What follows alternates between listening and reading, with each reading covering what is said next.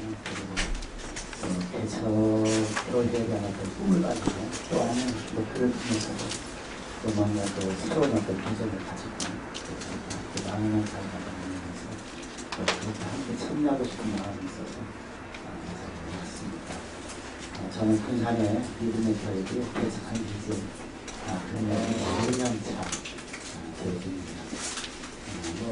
개척교회나 일반 모든 기성의 교회나 저는 똑같다고 생각합니다. 그리고 각자에게 주어진 어떤 그 사명들을 감당하는 면에 있어서 똑같다. 특히 어떤 분들은 개척교회에 대한 개척교회니까 너는 뭐 개척교회니까 그 마음대로 할 수 있어. 이렇게 이야기를 해요.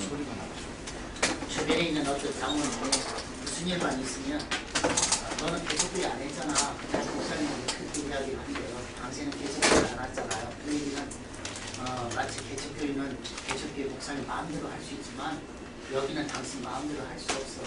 이렇게 이야기 틀려진 것 같아요. 그런데 개척교회를 하면서 느끼는 것은 개척교회보다도 어떨 때는 어떤 역사를 가지고 있는 교회를 섬기는 것으로 힘들고 참 어려운 일이구나 하는 것도 또 개척이라고 하는 교회 현장도 또 살고 보니까 또 역시 끊임없이 어디 보면 기존의 어떤 신앙의 스타일을 올라가려고 하는 본능이 있어서 그래서 역시 그것도 한 5, 6년 지나고 7년 지나고 8년 지나면 또 똑같은 어떤 기성화되어진 기성교회나 왜 일반이다 하는 그런 느낌도 갖고 그러더라고요. 그러나 그래도 개척교회를 하면서 느끼는 어떤 마음은 그래도 개척교회를 했으니까 뭔가 새로워야지. 개척교회를 했으니까 뭔가 그래도 좀 먼 새로운 어떤 비전을 가지고 도전해야지 하는 그런 끊임없는 마음을 갖고 산다고 하는 그거 하나가 개척교회 하면서 굉장히 좀 그래도 좀 뭔가 좀 다른 것 같은 생각이 듭니다. 저는 이제 1989년도 8월 12일에 처음 예배를 드렸습니다. 처음 설교를 임마누엘이라고 하는 제목을 가지고 설교를 했고요. 처음에 이제 예배를 드릴 때는 교인들이 없었으니까 저하고 이제 아내하고 애기들하고 우리 딸이 두 딸이 교인입니다. 장모님이 그래도 사회가 개척한다고 하니까 그래도 자리라도 좀 내가 채워줘야지 하고 장모님 권사님이 함께 참여해 주시고 또 이제 개척교회를 한다고 하니까 시골교회에서 섬겼던 교회는 나오지 않은 분이 시내에서 사셨는데 목사님이 시내에 나오시면 그때부터 신앙생활을 하게 해서 오신 분이 한 분이고 그래서 이제 처음에 8월 12일에 예배를 드리고 그리고 8월 19일에 처음 이제 어떻게 보면 창립 예배라고 합니다. 창립 예배를 드렸습니다. 그래서 지금까지 한 25년 해왔습니다.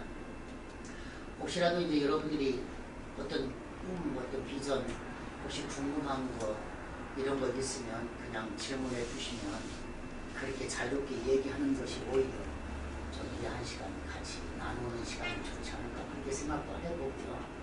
뭐 제가 일방적으로 뭐 제 얘기 무슨 믿음에 대해서 홍보하려고 하는 건 아니니까 그래서 그렇게 조금 여러분이 진행을 해주시고 중간중간 그냥 좀 질문을 해주시면 좋겠다 하는 마음을 가지고 있습니다.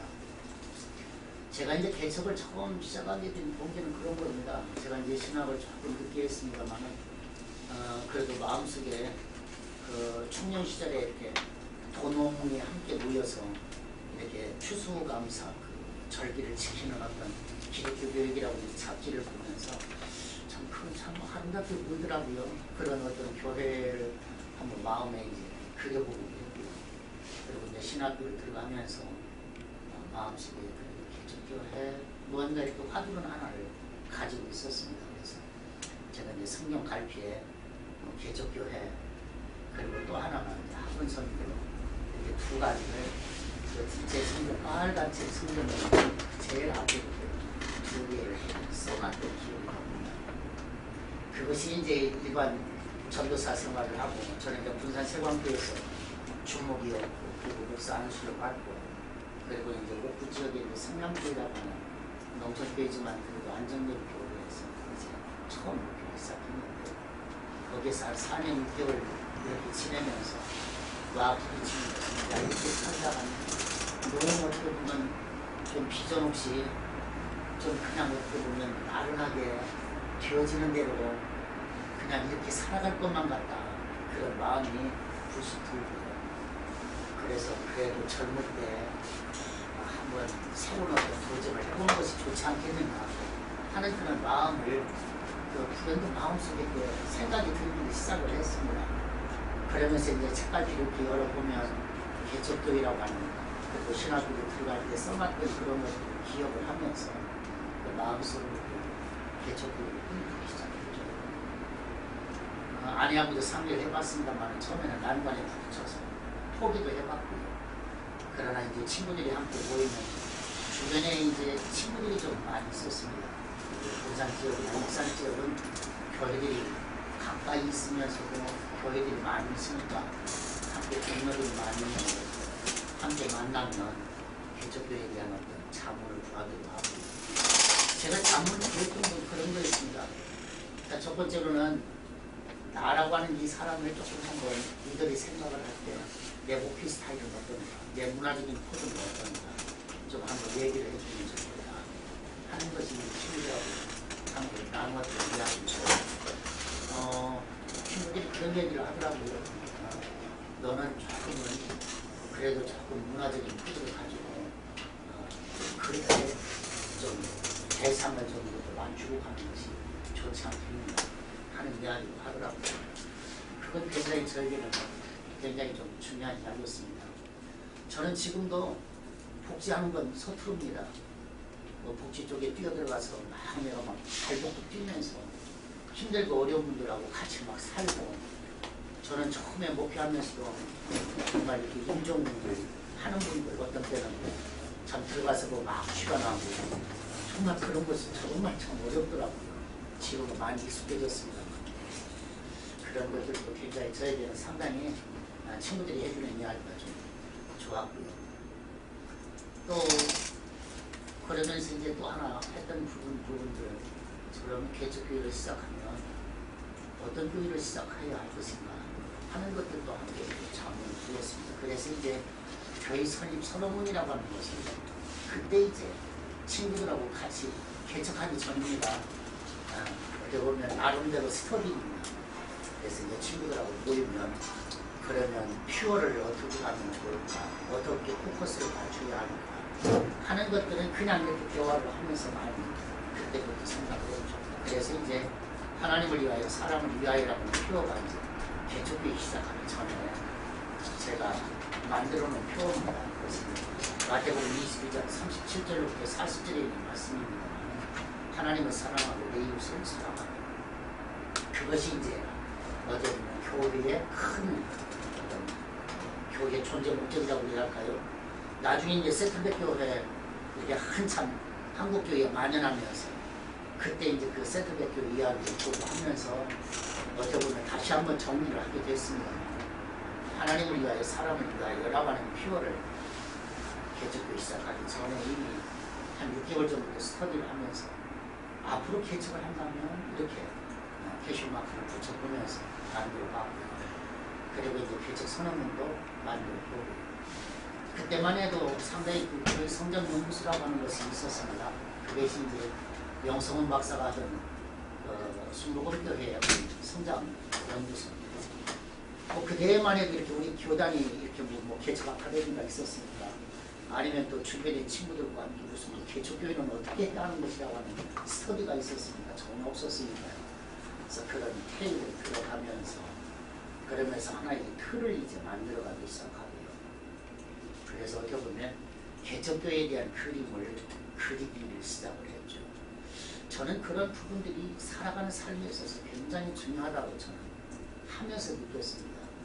마치 화성지에 그림을 그리기 전에 스케치를 하고 그 스케치 위에 이제 물감을 입혀가면서 하나의 그림이 완성이 되어지는 것처럼 우리의 인생도 어떻게 보면 우리의 교회도 또 어떻게 보면 우리들의 목표도 결국은 우리들이 마음속에 그리고 있는 어떤 스케치 그러나 그것이 처음에는 불분명할지라도 그런데 아니 조금씩 시행착오도 겪어보면서 조금씩 스케치하고 그 스케치했던 데에 하나씩 그래도 물감을 입혀가는 것이 우리 인생이 아닌가 그것이 우리의 꿈이 아닌가 그것이 우리의 비전이 아닌가 이제 이렇게 생각을 해보죠.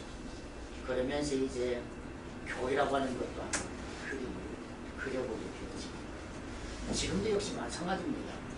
항상 무슨 일을 할 때 그림을 그립니다. 저희는 이제 어떻게 보면 우리 믿음의 교회 장기적 플랜이 있거든요. 그렇다고 해서 장기적 플랜이 꼭 그렇게 이루고 간다는 것은 없습니다. 마치 경제개발 5개년 계획처럼. 그래서 제가 또 마음속에 그려본 게 그런 거죠. 경제개발 5개년 계획을 어떻게 목표형에 가지고 있나.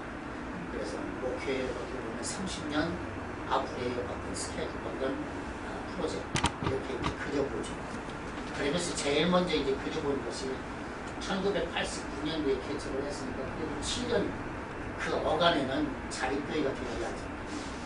그 어간에는 한번 조직교회를 만들어보자. 근데 그것이 마치 목표계획 개척교회 1차년 7개년 계획. 그 다음에는 이제 2차년부터 5개년 계획이 해서 마지막 은퇴하기 전에 마지막 5개년 계획까지 그렇게 해서 또 그냥 앉아서 해보는 겁니다. 그러면서 이제 처음 그림이 이제 개척 목표의 7개년 처음 그렇게도 이제 한번 만들어보죠. 제일 중요한 건 자립하겠다. 이게 제일 중요한 포커스였습니다. 자립하고 그리고 조직교회를 만듭니다. 이것이 이제 2차년 7개년 계획이죠. 이제 개척을 처음에 이렇게 이제 하나의 이제 그림을 그려보면서 시작하지만 개척하는 것을 잘 몰랐습니다. 그래서 어느 곳에 교회를 세워야 했던 것이 몰랐고 뭐 가지고 있는 수중에 있는 것이라고 하는 것은 한계가 있는 것이고 그렇다고 해서 어디에 손을 벌리고 그러고 싶지 않고 그때 딱 가지고 있는 것은 한 2천여만 원. 그건 이제 제가 이제 그래도 참 감사하게도 부모님이 유산으로 남겨준 것이 노란 자리가 있어서 15층 바닥에 팔았더니 한 1,600만 원 정도 되더라고요. 아내가 이제 직장 생활하고 그리고 결혼하면서 그냥 통장으로 가지고 통장 뭐 이런 거 다 긁어 모으고 상당히 그렇게 좀 만들어 본 것이 한 3,000원 이렇게 되더라고요. 그래서 그걸로 처음에 이제 개척을 시작을 했습니다. 교회당은 25평 어느 곳을 어디 할지 뭐 이런 것은 스토리가 전부 되어 있지 않을까요? 돈에 맞춰서. 그래서 다닌 것이 제일 좋지 않은 장소입니다. 좋지 않은 장소 25평. 그것도 조립식 25평이거든요. 2층이거든요. 조립식 바닥 교회가 이름도 많이 했을 것 같습니다. 이것보다 조금 뒤로 나가면 조금 더 나갔겠는데 이 바닥은 군산 비행장에서 어떻게 보면 카펫도 뜯어다가 붙이는 그런 건물입니다. 그리고 아래는 유치원이고 옆에는 조그마한 조립식 체육관이 있고 아주 열악한 데입니다. 화장실도 없고 그러나 뭘 어떻게 선택을 하고 선정을 하고 해야할지 몰랐습니다. 그리고 다만 그냥 저렴하고 그리고 그냥 돈에 맞는데 이렇게 하다 보니까 얻었는데 보증금 300만 원에 월세를 6만 원.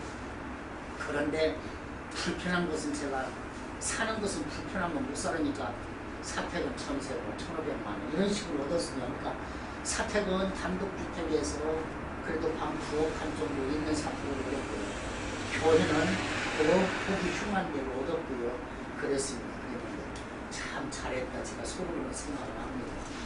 목사의 삶이 불편하면 설교가 나올 수가 없으니까 저는 그렇게 생각을 합니다. 목사의 생활은 조금 그래도 조금은 그래도 있어야지 않겠냐 그렇게 저는 생각을 했죠. 그렇게 해서 처음 시작한 것이 한 25분 정도 되어집니다. 칸을 조금 막아서 사무실 내고 그리고서 이제 뭐 이런 거 하나 놓고 뭐 공간이 좁으니까요. 그래도 조금 또 변화는 주고 싶다고 강대상은 앞에다 놓는 게 아니라 옆에다 놓고 지금도 교회는 부채꼴입니다. 제가 상당히 부채꼴을 좋아하는가 봅니다. 그래서 교회도 이렇게 사각형 박스 형인데도 강대상은 옆에다 놓습니다. 그렇게 해서 이렇게 말아놨죠. 네, 거의 뭐 정사학교 비슷하니까요. 그렇게 해서 교회를 시작을 했습니다. 자립이라고 하는 이야기를 했습니다만 제 마음속에는 굉장히 자립에 대한 의지는 분명했습니다. 개척교회를 시작할 때 그때 한참 이진경 목사님 한신교회가 그때만 해도 뭐한 500, 뭐 1000씩 이렇게 지원을 했습니다. 홍충혜 장로님이 저희 사돈이 됩니다. 제 큰 동생이니까요. 한 번씩 내려오시면은 이 목사 서울 한번 올라오세요. 그래요. 아닌 게 아니라 올라가고도 싶더라고요. 그런데 제가 이제 기획안을 만들고 그리고 한 번은 서울 갔었죠. 고속터미널 내리는 순간에 다시 돌아왔습니다. 그것이 이제 그분의 책을 보면서 뭐 삼각산 기도원이나 이런 데 들어가서 부르짖고 기도했다고 하는 것도 생각을 하면서 이중표 목사님이 그렇게 개척하고 그렇게 세웠다고 한다면 나도 돌아가자. 그리고 내려가야죠. 그래서 처음에 개척을 하면서 한 군데도 도움 받은 적이 없습니다. 누구한테 뭐 1000만 원 받아본 적도 없고 누구한테 무슨 10만 원 그래서 생활비 하라고 받아본 적도 없고 혹시라도 누가 보내주는 주변에 있는 와이프 직장생활 동료 시모이가 보내줘도 또 와이프가 우리는 살 수 있으니까 더 어려운데 도와주라고 보내고 저는 그랬습니다. 근데 그렇게 할 수 있었던 요인이 있습니다. 그래도 형제간이 많이 있잖아요. 형제간이 많이 있어요. 제 형제간도 8남매고 또 처가도 한 7남매고 그래도 내가 사는 현장인데 내 바탕인데 저는 익산 출신이고 와이프는 부산 출신이고 뭐 살아가는 삶의 현장인데 굶어 죽게 하겠는가 그렇게 생각을 하니까 한편으로는 마음이 또 그럴 수 있는 여력이 없었거든요.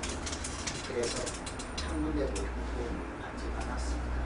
총회가 지원해주는 생보 한 3년 기억이 나고 그런데 재밌는 건 형제간들이 개척교회를 한다고 하니까 찾아오질 않다고요. 찾아오질 않아요. 그리고 이제 어쩌다 한 번씩 저희 형제간들은 그렇지 않은데 사실 저희 형제간들은 도와주고 그런 이게 남자 형제간들은 그렇더라고요. 형수씨들은 절대 그런 마음을 안 품더라고요. 그런데 이제 여자 형제간들은 아내 형제간들은 조금은 부담을 느꼈는가 봐요. 뭐 장모님이 와서 출석을 하고 계시죠. 근데 이런 장모님이 없이 참 믿음은 굉장히 큰 분이었습니다. 그런데 이제 초가에 이제 이렇게 처형들도 있고 처제도 있는데 이제 아내가 한 번씩 다녀오면 그런 얘기해요. 나 참 불쾌해 죽겠다고 그래요. 이제 형제가 모이는데 잘 안 가져간다고 그래요. 근데 하면은 그런 얘기를 했는데요. 야 아무개 목사 말이야. 그 거지같이 말이야. 그 손 벌리고 말이야. 그러면 안 돼. 이런다는 거예요. 그러니까 미리미리 이제 연막을 쳐놓는 거죠. 그러니까 아내가 가면 나 속상하고 불쾌해서 잘 가지 않겠다고 그러더라고요. 어쨌든 형제간도 이 개척교회에 대한 부담을 함께 느끼는 것만은 사실이더라고요. 그러나 그래도 마음속에는 아직도 뭐 굶어 죽게 하겠는다. 그런 마음은 그래도 형제간들이 큰 기둥은 되더라고요. 그래서 저는 그렇게 했습니다. 다 그럴 수 있는 건 아니니까요. 그러다 보니까 이제 저희 교회도 자립에 대한 의지를 갖게 되죠. 제가 이제 설교를 하면서도 야 사실 그랬다. 그렇게 서울에도 갔는데 내리는 즉시 다시 돌아왔다. 나는 그렇게 생각한다. 먹어도 니들하고 같이 먹어야 굶어도 니들하고 같이 굶어야지. 그래야지 어디 가서 손 벌리고 목사가 뭐 어려우냐. 나는 너희들하고 함께 그냥 먹고 함께 그냥 추는 대로 먹고 살겠다. 네, 그렇게 선언을 했습니다. 그리고서 이제 그랬더니 이제 우리 집사님들이 그러더라고요. 유서하면서 그래도요 가셔서 그래도 돈 1000만 원이라도 좀 어려우시지 그랬어요. 그래요. 웃으시면서. 그런데 이제 그것이 이제 자기들에게도 하나의 도전은 되는 것 같아요. 지금도 이제 저희는 어린이부고 유치부고 청소년부고 지금 예산을 세워가지고 어린이부는 작년에 얼마를 지원해주고 청소년부는 얼마를 지원해주고 예산이 없습니다. 왜냐하면 애초부터 저희가 그래도 재정에 대한 계획도 열심히 했거든요. 하나님이 주시는 대로 쓰고 주시는 대로 사용하겠다. 그래서 저희는 지금도 예산이 없거든요. 수익 예산이 없습니다. 다만 하나님 앞에 금년 한 해 동안에 이 일을 하겠습니다. 이 일을 하고 싶습니다. 그런데 예산이 어느 정도 들겠네요. 하는 그런 예산만 세울 뿐이지 헌금에 대한 예산은 세우지 못해서 안 됐습니다. 한 2, 3년 전부터는 이제 조금 교회가 이제 뭐 틀은 진즉 잡혔습니다만 예산도 좀 세워지고 하니까 장로님들이 그런 얘기를 하더라고요. 저희 교회도 그래도 조금은 예산을 세워야 하지 않겠습니까? 그래서 제가 그랬습니다. 예산을 세우는 것도 좋고 뭐 어떻게 하는 것도 좋습니다. 그러니까 지금까지 해왔던 어떤 틀을 좀 벗어나서 다르게처럼 금년에는 뭐 10%를 상향한다든지 작년에 결산을 이렇게 했으니까 뭐 거기에 뭐 좀 뭐 5%를 더 해서 뭐 예산을 세운다든지 뭐 이런 게 있어야 하지 않겠느냐 그런 얘기죠. 그래서 그렇게 하든 이렇게 하든 지금은 나는 뭐 어떻게 하든 좋습니다만은 그러나 하나 분명한 것을 아십시오. 예산을 세우는 순간부터 장로님들이 3분의 1을 감당하십시오. 제가 그랬죠. 그 얘기는 예산 세우지 말라는 말이죠. 저도 예산을 세우고 그리고 거기에서 헌금을 독려하고 그러면 좋겠습니다만 그러나 우리 믿음의 교회는 헌금 독려하는 것을 장로님들보다 그리고 스스로들이 알아서 헌금하면 좋겠고 그리고 하나님이 주시는 것은 기본적으로 천을 주시든 억을 주시든 그건 하나님이 주시는 것이고 하나님이 주시는 것은 제 기본적인 마음 그렇습니다. 10만원, 20만원이 아니고 하나님이 주시는 것은 그때그때 하나님 요량껏 주시는 것. 그것은 우리들이 상상할 수 없다. 그러니 자꾸 예산을 세워서 그 예산의 틀 속에다가 맞추려고 한다. 제가 그거죠. 그래서 저희는 지금 예산이라고 하는 것이 없습니다. 그리고 그냥 주시는 대로 삽니다. 지출 예산만 있죠. 그래서 어떻게 보면 지출은 뻥튀기로 지출을 세웁니다. 자리들도. 그래가지고는 뭐 그냥 금년 주는 것보다 어떤 때는 갑절로 막 그냥 세워놓고 그래요. 불망정 그렇습니다.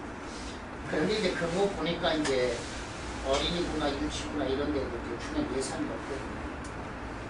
자기들이 이제 함께 어디 보면 필요한 게 있으면 자기들이 함께고 절대 이제 우리는 나가서 회식하는 것은 재정 쓰는 게 없으니까요. 지금은 한 번씩 격려 차원에서 제가 교사들 불러놓고 식사 대접해 주고 교회 재정에서 지출을 시키지만 자기들이 가서 회식하겠다고 그렇게 해가지고 예산에서 빼내가 그러지는 않습니다. 왜? 그것이 처음부터 자기들이 위해서 오고 그리고 함께 회식하는 것도 자기들이 감당을 해왔기 때문에 그렇습니다. 제가 어떤 때는 회식비를 지출을 해줄 때 그때 이후에는 지금도 자기들이 빼서 쓰지를 않습니다. 그러니까 지금도 우리 장로님들이 지금도 꼭 무슨 지출할 일이 있으면 저한테 와서 물어봅니다. 이렇게 하려고 합니다. 제 사인을 해주고 장로님들이 어디 여비를 가도 절대 자기들이 타가는 법이 없습니다. 제가 회계에 얼마 주어라 그러면 그냥 주는 대로 갖고 갈 뿐이죠. 어떤 때는 와가지고 그놈도 헌금하고 그러더라고요. 요즘 헌금하고 있을 때 그렇게 합니다. 그게 이제 처음부터 재정에 대한 어떤 틀, 대출을 받아도 제가 절대 대출 받아온 적이 없습니다. 시켜서 대출 받아오고 그리고 일찍부터 서기를 세우고 회계를 세우고 그렇게 하면서 모든 재정의 문제는 투명하게 그렇게 이제 처음부터 가르치고 그래서 이 자립이라고 하는 이 부분에 있어서 처음에 굉장히 제가 마음을 썼습니다. 그게 하나 우리 교회가 지금까지 오면서 재정에 대한 어떤 그 부분을 제가 좀 장악할 수 있었던 그런 부분이라고 봅니다. 네, 지금도 저는 교회 재정을 제가 다 장악하고 있습니다. 제가 쓰고자 하는 방향으로 다 씁니다. 지금 저희 주택을 한 2억 정도 해서 지금 주택을 지었습니다. 1억 3천 대출 받아왔고 한 1억 정도는 자발적으로 헌금해 주시고 헌금하고 않는 분은 않고 그러죠. 그래서 했습니다만 저 이외에는 얼마나 들었는지 회계 빼고 모릅니다. 관심도 없습니다. 물어보지도 않고 어디에 뭘 썼는지 그 기본적으로 저는 그렇습니다. 뭐 교회자가 사용하고 있는 모든 부분을 교회가 책임져야 한다. 그게 제 기본입니다. 처음부터 얘기했던 부분입니다. 왜 목사는 교회 거니까 그것이 목사와 교회의 처음 계약관계 아니 그게 신앙이고 목사는 교회 거다. 목사의 가정교육이 교회의 소속입니다.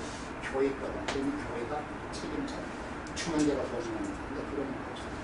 그래서 자립하고 그 다음에 이제 두 번째 중요한 것은 어떤 비전입니다. 그래서 이제 하나님을 위하여 사람을 위하여 하고 표도 세웠습니다.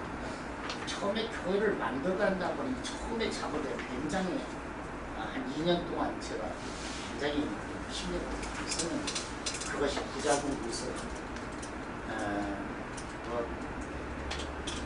가급적이면 예배하고 지금도 예배는 생명이고요. 그리고 전도는 기본이고요. 제자 훈련은 이건 필수고요. 이 세 가지는 하여튼 우리가 지켜야 한다 이렇게 지금 얘기하죠. 예배는 생명이다. 하여튼 모든 상담이고 모든 것도 결국은 예배를 통해서 집단 상담이다. 저는 기본적으로 찾아가서 상담하고 그리고서 그러지 않습니다. 우리 처음부터 했던 제 목표 방향입니다. 그래서 어떤 문제가 있으면 문제 있다고 쫓아가가지고 왜 그러냐 하고 상담하지 않습니다. 혹시라도 마음에 섭섭하고 어려운 일이 있으면 예배를 통하여 스스로가 해결하라고 그러죠. 가서 찾아가서 이야기하고 1시간, 2시간 집중적으로. 그러나 할 때가 있습니다. 어떤 때 내보낼 때. 내보내서 그 사람은 가서 합니다. 왜? 그래도 마지막 한마디는 그러면 그냥 그것마저 않으면 그것도 역시 그러니까요. 그래서 마지막 저기는 나갈 사람은 가서 상담을 합니다. 그거 나가지 말라는 거죠. 나가봤자라는 거죠. 그러나 그렇지 않고는 기본적으로는 저는 상담을 하지 않습니다. 그런데 이제 간간히 그렇게 이제 어려운 일이 있더라고요. 이제 제 주변에 있는 사람들을 통해서 이제 계속해서 쌓이는 그런 아무개가 속상해요. 아무개가 섭섭해하고 그러니까 목사님 한번 가시할 것 아닙니까? 하고 계속해서 쌓이는 그겁니다. 그럴 때마다 이제 저는 얘기하죠. 그렇지 않아. 그 사람은 넉넉히 이길 수 있는 사람이야. 너희들이 그 사람을 그렇게 왜소하게 만들지 마. 그리고 그 중간에 말을 가지고 오는 사람들을 제가 자꾸 꾸짖죠. 그래서 제 아내가 많이 혼났죠. 절대 그런 문제를 가지고 나에게 가지고 있는 거죠. 살다 보면은 이럴 때도 있고 저럴 때도 있고 속상하기도 하고 섭섭하고 오해할 때도 있고 그러면서도 사는 것은 당신하고 나하고도 살면서 오해도 하고 속상하기도 하고 그래도 그거 사프고 그러면서 당신하고 나하고 사니까 평생 사는 거지. 그거 일일이 찾아가서 당신 왜 그래 그거 이야기하다 보면 얘기하다가 또 오해가 생기고 또 알지 못했던 이야기를 또 깨뜨려지고 그러면 또 속상하고 그래서 2차, 3차 속상할 이유가 없습니다. 그러니까 스스로가 일어나는 것이죠. 그리고 제가 신방을 어떤 장모님 부인은 1년 동안을 신방을 하지 않았습니다. 개신방을 가고 절대 그런 얘기는 꺼내지도 않습니다. 그냥 말씀만 던지고 하는 거. 그리고 이기고 넘어지고 하는 것은 네가 할 일이고 넘어져서 네가 못 나오면 안 나오는 것이고 이기면 내가 더 정말 갸륵하게 보는 것이고 그러니까 그건 네가 알아서 하는 거야. 예배 생명입니다. 그 대신에 예배만큼은 철저하게 예배는 제가 그렇게 강조하죠. 예배에 대한 책임은 목회자에게 있다. 한 시간의 예배만큼은 목사가 철저하게 은혜로운 예배를 만들어야 합니다. 그리고 예배의 시종은 철저하게 참석해야 합니다. 그렇게 강조합니다. 그래서 지금도 그런 게 안 되는 부분이 있어서 강조하죠. 모든 파트들이 일이 끝나지 않았고 예배 시간이 되어지고 하도 붙어가서 예배를 하고 예배 끝나고 나면 그 다음에 나가서 회개 정리할 때 있으면 회개 정리하고 그래야지 예배 드리고 있는데 저쪽 방에서 회개 정리하고 앉아고 청소하고 앉아고 그러지 말고 그래서 예배는 생명입니다. 그렇게 강조를 합니다. 예배만큼은 지금도 하여튼 최고의 어떤 나름대로의 좋은 예배를 드릴 수 있도록 그렇게 하여튼 예배 공간이고 그리고 시간이고 짜임새 있는 시간 어떤 때는 시간이 조금 설교가 오버되려고 하면 제가 제 설교를 자릅니다. 하고 싶은 얘기 많지만 오늘 설교는 여기까지 끝. 그리고 끊어버립니다. 뭐 평생 설교할 텐데 오늘 못 들은 거 다음 주에 하지 그리고 끊어버리죠. 그래서 예배에 대한 것만큼은 지루하지 않도록 모두가 다 함께 참여할 수 있는 예배가 될 수 있도록 지금도 연구하고 있죠. 어느 집회를 참석해도 이제 제가 이제 7년 동안 여간에 한 것은 그렇습니다. 맞고 품기입니다. 저는 이제 맞고 품기는 굉장히 중요하다고 봅니다. 개척을 처음에 시작을 해서 어떤 방법을 도입한 게 없습니다.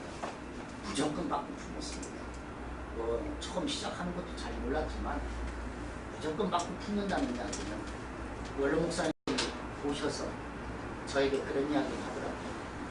목사 많이 울어야 하네 그러더라고요. 근데 그때는 뭔 말인지를 몰랐어요.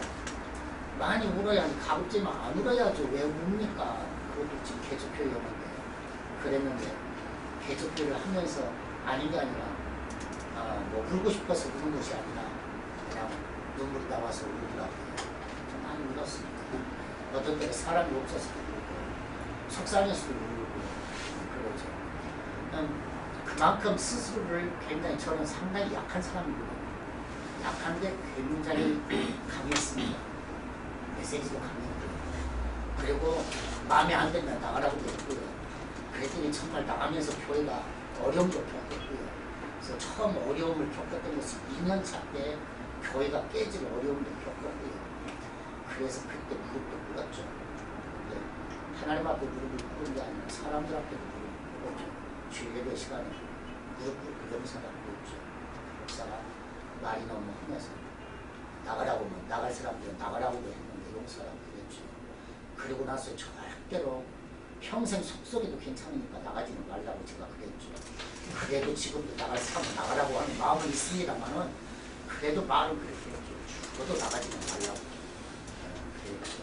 무릎을 꿇었던 기억이 있습니다. 그건 왜 처음 이 교회를 만드는 이 교회의 처음이 중요하다. 저는 그렇게 생각했기 때문이죠. 처음에 맺어지는 어떤 관계, 처음에 맺어지는 이 사람들이 너무 중요하다. 그렇게 생각을 했기 때문이죠. 왜냐하면 이 사람들이 교회의 틀을 만드는 사람인데 그래서 기도도 또 역시 그럴 수밖에 없었죠. 그렇게 그런 과정들을 통해서 들어가고 나가고 했습니다. 지금의 우리 자문수는 참 좋은 분들이 자문을 세워줬죠. 그런 것도 있습니다. 그래서 맞고 품는다 표현을 했습니다만 맞고 품었습니다. 참 어떻게 보면 개척 7년은 기도 참 많이 했습니다. 처음에는 새벽에 나가도 뭐 교인들이 오는 교인이 없으니까요.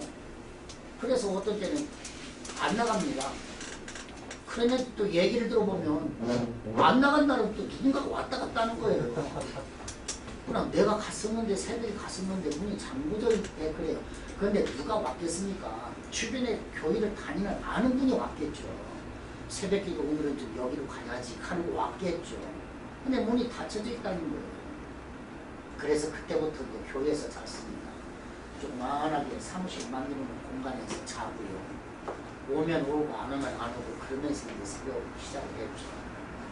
참 재밌는 건 권사님들이 제 장모님 권사님이신데 치마만 두고 대장부입니다. 권사님 아주 폼이 큰 장모님이십니다. 그러고 보니까 이제 주변에 친구분들이 좀 있습니다. 주일날 오면 친구들이 이제 옵니다. 그래도 1년 동안에는 와서 앉아주기 이렇게 하고 옵니다. 진짜 오전에는 자기들 예배를 드리고 오후에는 와서 앉아만 주겠다는 거죠. 왜? 설교하려면 이 목사가 설교하려면 회중이 없으면 힘드니까 그래서 꼭 두세 분이 꼭 와서 오후 예배를 참석하고 그렇게 하면서 1년 가고 저도 참 부지런히 기도생활 했습니다. 기도 참 잘 다녔습니다.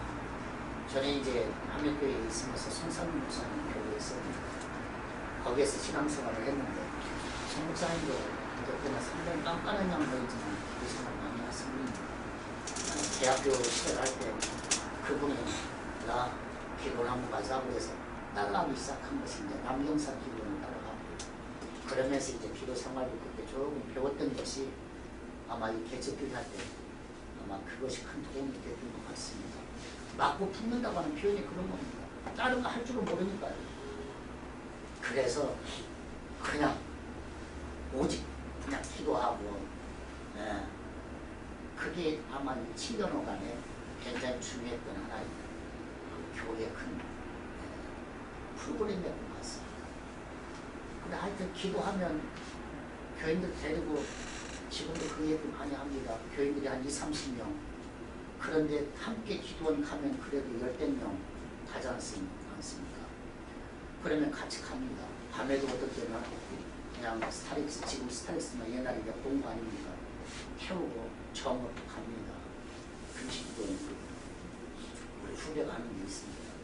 그럼 갑니다. 집회 끝나면 새벽 1시가 됩니다. 1시에 돌아옵니다. 그리고 저녁 먹고 또 갑니다. 그런 식. 또 어떤 때는 가까운 이 지경에 인피에 보면 남산기도원이라는 기도원이 있습니다. 그러면 함께 들어갑니다. 그리고 밤에 같이 기도합니다. 기도하고 또 내려옵니다. 그것이 7년호간의 가장 중요한 프로그램이었던 것 같습니다. 기도합니다. 그러나 기도 함께 하면서 하는 프로그램이 또 있습니다. 그것이 예배입니다. 그래서 이제 훈련을 하죠. 하여튼 예배는 앞자리로 들어가요. 그래서 하여튼 늦게 기도를 하더라도 제일 앞자리로 파고 들어갑니다. 그리고 집회가 끝나기까지는 나오지 말고 축도가 끝나기 전에 일어나지 말고 그 훈련을 시켰습니다. 처음 시간은 감사함도 꼭 할 거예요. 그게 이제 훈련이었습니다. 그리고 이제 저희도 기도원을 가든 어디를 가든 가면 제일 먼저 하는 게 그리고 또 중요하게 생각하고 있는 게 헌금입니다. 그래서 교회가 헌금을 합니다. 저쪽에 있는 어디입니까? 양평에 있는 수동기도원은 한 번은 가가지고 주차장 아니 뭐 기도 가면 헌금 가면 굉장히 하지 않습니까? 그러면 교인들은 이 헌금에 대해서 막 비판하고 그러거든요. 그럴 때 이제 어떻게 보면 헌금에 대한 비판을 어떻게 보면 잠재우는 훈련이죠. 그래서 교회가 먼저 합니다. 주차장 헌금, 그러면 교회 이름으로 헌금합니다. 개척교회가 100만 원으로 합니다. 그리고 또 이쪽에 이제 기도원 가서 뭐가 필요하다 그러면 에어컨도 250만 원 하고 합니다. 기도동굴 하나 만드는데 300만 원 하면 300만 원 합니다. 왜 그건 교인들에게 보여주는 거죠? 하라는 거죠. 왜 니들이 거기서 헌금할 줄 아는 니들이 교회 와서 헌금할까? 그런 거에 대해서 헌금 훈련을 그렇게 시켰습니다. 그리고 기도하면서 예배 훈련을 시키고요. 그렇게 이제 뭐 1년, 2년, 3년 그렇게 가면서 이제 2년 차에 150평 땅을 샀습니다. 2년 차에. 근데 마침 우리 유정성 목사님이 집회하러 오셨을 때일 겁니다. 그랬는데 그분이 한번 헌금하자고 하더라고요. 뭐 완전히 한 30여 명밖에 되지 않는데 그래도 그때가 지금 생각하면 참 행복했던 때인 것 같습니다. 왜요? 100%니까요. 100%가 함께 움직이니까요. 100%가 함께 뭐 같이 헌금하고 100%가 함께 참여하고 100%가 함께 하니까요. 헌금 한번 하자고 합시다. 그리고 했습니다. 그런데 그때 나오는 헌금이 한 2억 나왔습니다. 2억 나왔습니다. 한 1억 5천 나중에 나온 것이 더 좀 나왔습니다. 집 팔아서 나왔습니다. 집 팔고 농 팔아서 나왔습니다. 제가 처음에 개척을 할 때 아까도 말씀을 드렸습니다만 이제 천인 대표님 그리고 아내가 가지고 있는 전부 털어서 낸 것이 3천이에요. 군산시 아파트 한 채가 3천이었습니다. 나 아파트 한 채 내는 겁니다. 장로님 한 분이 지금 우리 이강문 장로님이랑 이제 장로연합회 이제 차기 회장을 이분을 되겠습니다. 그분이 세광교회에 어린이교회 학교 부장도 하고 집사님이 있습니다. 제가 처음 누구에게도 찾아가 본 적은 없습니다. 그런데 제가 믿음의 교회를 시작한다면 개척교회를 시작한다면 하고 기한한 게 있습니다. 하나님을 위하여 사람을 위하여 제가 아까 말씀을 드렸죠. 그걸 가지고 꼭 한 번 찾아갔습니다. 이강문 장로, 이강문 집사죠. 왜 어린이교회 학교 하면서 제가 세광교회 있으면서 좀 안면이었고 제가 세광교회에서 조금 시골로 들어갔지만 그래도 세광교회를 저 교제를 많이 했거든요. 그런데 그 중에 한 분, 이분하고는 이야기를 나눴습니다. 내가 이렇게 개척을 하려고 합니다. 당신 나와 함께 하지 않겠습니까? 오직 한 사람 했습니다. 이분이 오케이 함께 해봅시다. 그리고 이분이 제가 개척한 이후에 한 3, 4개월 지난 후에 이분이 이제 그렇게 되어주셔요. 이분의 부인은 2년 동안 그 이후에 저를 상동을 하지 않았습니다. 왜? 편안히 있는 남편 그렇게 빼갔고, 그러더니 이 남편이 이제 10년 동안 그 오수 사람들이 와가지고 약재를 팔고 그러면서 이제 그 방황판에서 내 식구가 살다가 처음 아파트 32평을 분양을 받아서 지금 군산 시내 아파트가 처음 막 이렇게 들어서는 와중에 처음 분양을 받은 이 아파트를 자기하고 상의도 없이 하나님 앞에 팍 받쳐버리고 났으니 이제 여자가 이 부인 권사님이 팍 돌아버린 거죠. 그래서 제가 한 번씩 신방을 가도 상대를 하지 않고 전화를 한번 해도 딱 내 목소리 들렸다 싶으면 여보 전화? 그러면 그냥 끝나고요. 이분이 그랬습니다만 그렇게 바치고요. 또 한 분이 시골에 계셨던 나온 분인데 유산으로 받았던 돈 1,600평을 15,000만 원 냈습니다. 그렇게 바치고요. 뭐 이렇게 해가지고 땅을 150평을 샀습니다. 150평 그리고 200평의 땅, 그래서 350평이 바친 셈인데 둘 중에 하나를 쓰라고 제가 150평을 사겠다고 했죠. 왜? 돈이 좀 부족할 것 같아서 그랬는데 그 땅을 살 수 있는 그런 돈 주시더라고요. 그래서 제 마음속에 그래서 200평 산다고 할때 그럼 200평 주십시오 하는 마음으로 그랬습니다. 150평을 사고 그리고 나서 거기에 100평의 컨테이너 박스 교회를 짓고 뒤에 있는 50평 주택을 또 매입을 하고 그렇게 해서 주택까지 매입을 했습니다. 그런데 주택으로 들어가지는 않았습니다. 왜요? 교회 가까이 있고 싶지가 않았습니다. 이제서 25년 만에 이제 교회 마당으로 이제 주택이 들어갔습니다만 저는 교회 주택을 교회 안에서 살고 싶지가 않았습니다. 그것은 제 아이들을 위해서 제 어떤 프라이버시를 위해서 제가 웃기는 것을 굉장히 싫어했습니다. 그리고 아이들 위해서 그래서 아파트 생활을 지금까지 처갓집 생활을 지금까지 처음 개척한 당시에 처갓집 신세를 지었습니다. 나중에는 처갓집으로 들어갔습니다. 그래도 교회 안에 살지는 않았습니다. 혹시 두서 없이 제가 얘기를 했습니다만 혹시 어떤 질문들이나 같이 하고 싶은 말씀 있으시죠? 저는 지금도 마찬가지입니다. 그 개척을 할 때 제가 무슨 뭐 회장의 어떤 심정이라기보다도 저는 어떤 성도의 심정을 지금도 많이 갖습니다. 저도 같이 어떤 예배를 드리고 저도 같이 헌금도 하고 같이 하나님 섬긴다 이런 자세. 그래서 어떻게 보면 성도의 마음으로 살자. 그게 이제 처음부터 개척을 할 때부터 가지고 있었던 그런 마음입니다. 그래서 아까도 말씀드렸습니다만 어쨌든 자립한다, 원칙을 한다, 성도의 어떤 마음 가지고 산다 하는 거. 지금도 예배를 드리는데 저희는 이 앞에 감개상이 없습니다.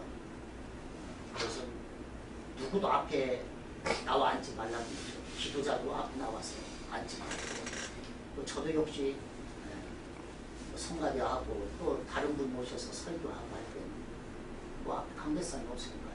내려가서 예배를 드립니다. 바로 그것은 예배는 목사부터 예배를 드린다. 신학적으로는 제가 잘하고 있는지는 모르겠습니다. 어떻게 보면 제사장의 입장에 있어서는 앞에서 예배를 끌고 예배 앞에서 드려야겠습니다만 내려와서 예배를 드리죠. 그리고 누구도 앞에 앉아있는 것을 좋아하지 않습니다. 왜냐하면 너무너무 예배 드리는 모습들이 앞에 앉아있는 모습이 제가 싫었기 때문입니다. 다리를 꼭 앉아있는 모습, 어떤 때는 앞에서도 목사님들이 휴대폰 받고 있는 모습, 앞에서 졸고 있는 모습, 절대 이런 모습을 성도들이 좋아 보이지 않았기 때문입니다. 그래서 내려와서 예배드립니다. 지금도 부목사님들이 절대 방송실 들어가지 않습니다. 방송실이 없으면 그냥 나옵니다. 그래도 부목사 들어가라고 하지 않습니다. 왜 부목사 네가 예배드리는 곳이 온전하게 예배를 드리고 성도를 예배를 드리고 놀랍게도 교인들은 목사나 사모의 예배를 능력을 보고 있다는 사실입니다. 그래서 어떤 때는 성도들이 부목사의 예배 자세를 자꾸 탓합니다. 목사님 저러면 안 되죠. 왜 부목사가 졸고 앉았고요. 어떤 때는 성경 찬송도 없이 앉았고요. 옆에서 이야기하거든요. 그래서 부목사도 역시 또 사모도 절대 사모는 한다고 뒤에 서서 얼쩡거리지 않았습니다. 사모가 예배를 드려야죠. 앞자리에서 예배를 드려야죠. 그래서 예배에 대한 부분에 있어서 굉장히 그렇게 강조를 하죠. 그래서 저희는 관계상 성가대에서도 별도로 예, 성가대원들이 앉아서 흉한 모습 보이지만 너희들 예배 드리는 게 전신적으로 그래서 회중석에서 앉아있고 성가대가 찬양할 때는 앞에 나와서 찬양하고 그렇게 하고 있습니다.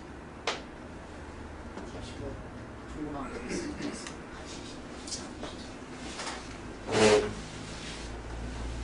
목사님 교회 그쪽에서 교육들이 내려가면서 조직은 어떻게 조금씩 이렇게 갖추어 가기 시작했습니까? 초창기 때? 제가 이제 교회를 처음에 시작하면서 세웠던 원칙 중에 이제 하나가 30% 재정을 세이브합니다. 이게 원칙이었습니다. 그리고 또 하나의 원칙은 훈련받지 않은 사람들을 절대 세우지 않겠다. 그것이 이제 하나 원칙이었습니다. 이제 처음에 그것이 이제 세워진 이유가 이렇게 쭉 아까도 처음에 얘기했습니다만 6년, 7년이 되어지면서 단위 조직을 했습니다. 단위 조직을 하기 전에는 꼭 제자 훈련을 했습니다. 그래서 제가 이제 제 마음속에 그래도 이 친구들 그래도 단위원으로 세울만 하겠다 하는 친구들은 미리 이렇게 스터디를 먼저 시작을 했습니다. 그래서 스터디한 것이 이제 제자 훈련이 한 2년 했는데요. 시중에 나오는 교재를 가지고 했습니다. 그러나 그때는 제자 훈련이라고 말할 수는 없고요. 바이블 스터디를 했죠. 그렇게 해서 이제 조직교회를 세웠습니다. 조직교회를 세우면서 두 번째 위기를 맞았습니다. 두 번째 위기라고 하는 것은 당회를 세워놓고 보니까 그 다음에 파생되어지는 문제가 기승화되어지는 문제가 꼭 따라왔습니다. 왜냐하면 이게 장로가 되니까 이 장로가 주변에 있는 장로들의 영향도 받을 수밖에 없는 상황이더라고요. 그렇게 성품도 좋고 그렇게 좋은 친구들인데 세운 지 1년이 되어지니까 한 번은 같이 나가자고 하더라고요. 저는 이 강령들하고 집사 때는 참 밥도 잘 먹고 참 형제간처럼 지냈는데 당회가 세워진 뒤로는 상당히 제가 조금은 이렇게 부분이 있었습니다. 한 번 나가자고 하더라고요. 그래서 당회원이 5명이었습니다. 네, 4명을 세우고 그리고 제가 시골에 있었던 교회에 노인 어르신이 시내에 나오시면서 제 교회에 오시기 위해서 5분이었는데 그래서 금산에 갔습니다. 금산에 가서 점심을 먹고 시원한 자리에 돗자리 들고 앉았는데 장로님들이 딱 저 가운데 앉혀놓고 하시는 말씀이 왜 목사님 독재하십니까? 이러더라고요. 그것이 장로를 세운 지 2년이었습니다. 제가 그때 완전히 정신을 잃었습니다. 그리고 어떻게 왔는지를 모르게 그리고 같이 왔습니다. 그리고서는 참 고민을 많이 하기 시작을 했죠. 그래서 이제 이 고민을 어떻게 풀어가야 할 것인가 이제 그때가 아마 그때로부터 10년 차까지가 제일 많이 울었던 때인 것 같습니다. 네, 속상해서 울고 그러면서 많이 울었던 것 같아요. 그러면서 이제 이 부분을 어떻게 이제 돌파하고 가야 할 것인가. 그런데 이제 한 가지 제 마음속에 있었던 것은 항상 그렇습니다. 문제가 없을 때는 참 그런데 문제가 생기면 제가 조금 강해집니다. 그래서 문제가 생기면 그 문제를 돌파하려고 하는 의지가 조금 더 강해집니다. 그래서 이제 그러나 직접적으로 부딪히지는 않습니다. 그래서 이제 그 다음에 시작하면서 고민한 부분이 이제 바이블 스터디가 아니라 제자 훈련을 고민을 했습니다. 제자 훈련을 고민을 하고 그러면서 이제 재직 세우는 것부터 고민을 했습니다. 장로님들 세운 것 가지고는 어떻게 할 수가 없으니까요. 그래서 그 다음 단회에 장로님들하고 들어가서 한 것이 이제 제자 훈련과 함께 병행이 되는 겁니다. 그래서 바이블 스터디를 하자 보겠습니다. 그렇게 해서 이제 장로님들하고 함께 바이블 스터디인데 제자 훈련인데 장로님들과 하는 제자 훈련은 바이블 스터디입니다. 장로들이 되는 순간 다르더라고요. 네? 자세가 다르더라고요. 그런데 그 다음에 쏟는 것이 이제 제자 훈련으로서 났습니다. 다른 데 신경 안 썼습니다. 그래서 이제 평신도들을 다시 깨워가기 시작했습니다. 그게 이제 하나의 돌파였는데요. 자, 하나의 문제점이 또 하나 있었습니다. 장로님이 딱 뵈니까 그때만 해도 이제 여신도회가 1여신도회, 2여신도회, 3여신도회 이렇게 우리도 있었습니다. 있고 총여신도회 회장도 있었고요. 남신도회도 있었고요. 그랬는데 한 7년째 이제 조직교회가 되어서 여신도 회장이 장로님 부인이 된단 말입니다. 그런데 장로님 부인이 여신도 회장이 되는데 그 다음에 총회를 해도 금년에도 당신이요. 그래서 또 2년 차에도 또 회장을 해요. 네. 이러면서 결국 모이는 것은 장로 부인을 중심으로 한 패거리들이 주변에 에워싸기 시작합니다. 이게 말빨이 센 여자들이죠. 이 말빨이 센 여자들이 주변에 모이고 그러면서 이제 여신도회가 좌지우지 되기 시작합니다. 그리고 어느 날 제가 좀 그런 부분이 좀 민감한데 어느 날 여신도 회관 건립을 한다고 여신도에 헌금을 하는데요. 저도 모르게 여신도 연합회 가서 헌금 약속들을 한 30년이 하고 왔더라고요. 근데 몇 달이 지난 후에서 알았어요. 그래서 이런 문제 저런 문제들을 고민하기 시작한 거죠.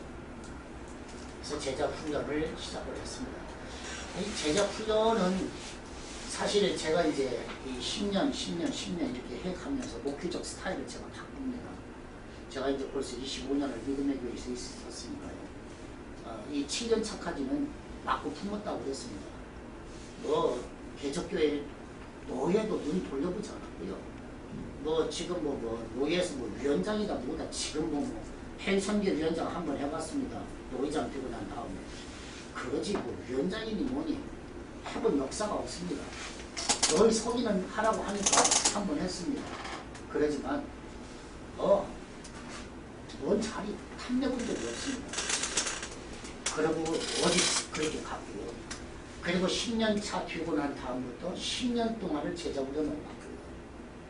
그리고 지금 20년이 지난 이후에 목표는 큐티 목표로 가고 있습니다. 이게 조금씩 변화를 주죠. 그래서 이제 제가 이제 이 여신도에 움직이는 것 이런 것들을 보면서 조금 레슨을 가기 시작한 부분이 너무 제가 이제 단위를 하면서 그런 이야기를 했죠. 장로님들 우리가 이제 재직회를 이렇게 구성하고 있습니다만은 이 재직이 다른 데서 그냥 재직이라고 하니까 와가지고 그냥 재직을 임명을 시키다 보니까 제대로 주일 성수도 못하는 분도 있고 11조 생활도 제대로 못하는 분들이 재직으로 임명을 받습니다. 그러니 우리 내년에는 이 부분을 조금 정비하고 봅시다. 그렇게 해서 일단은 재직에 대한 분명한 어떤 헌신과 그런 부분의 소명의식을 좀 한번 불어넣고 그리고서 한번 엄격하게 재직입니다.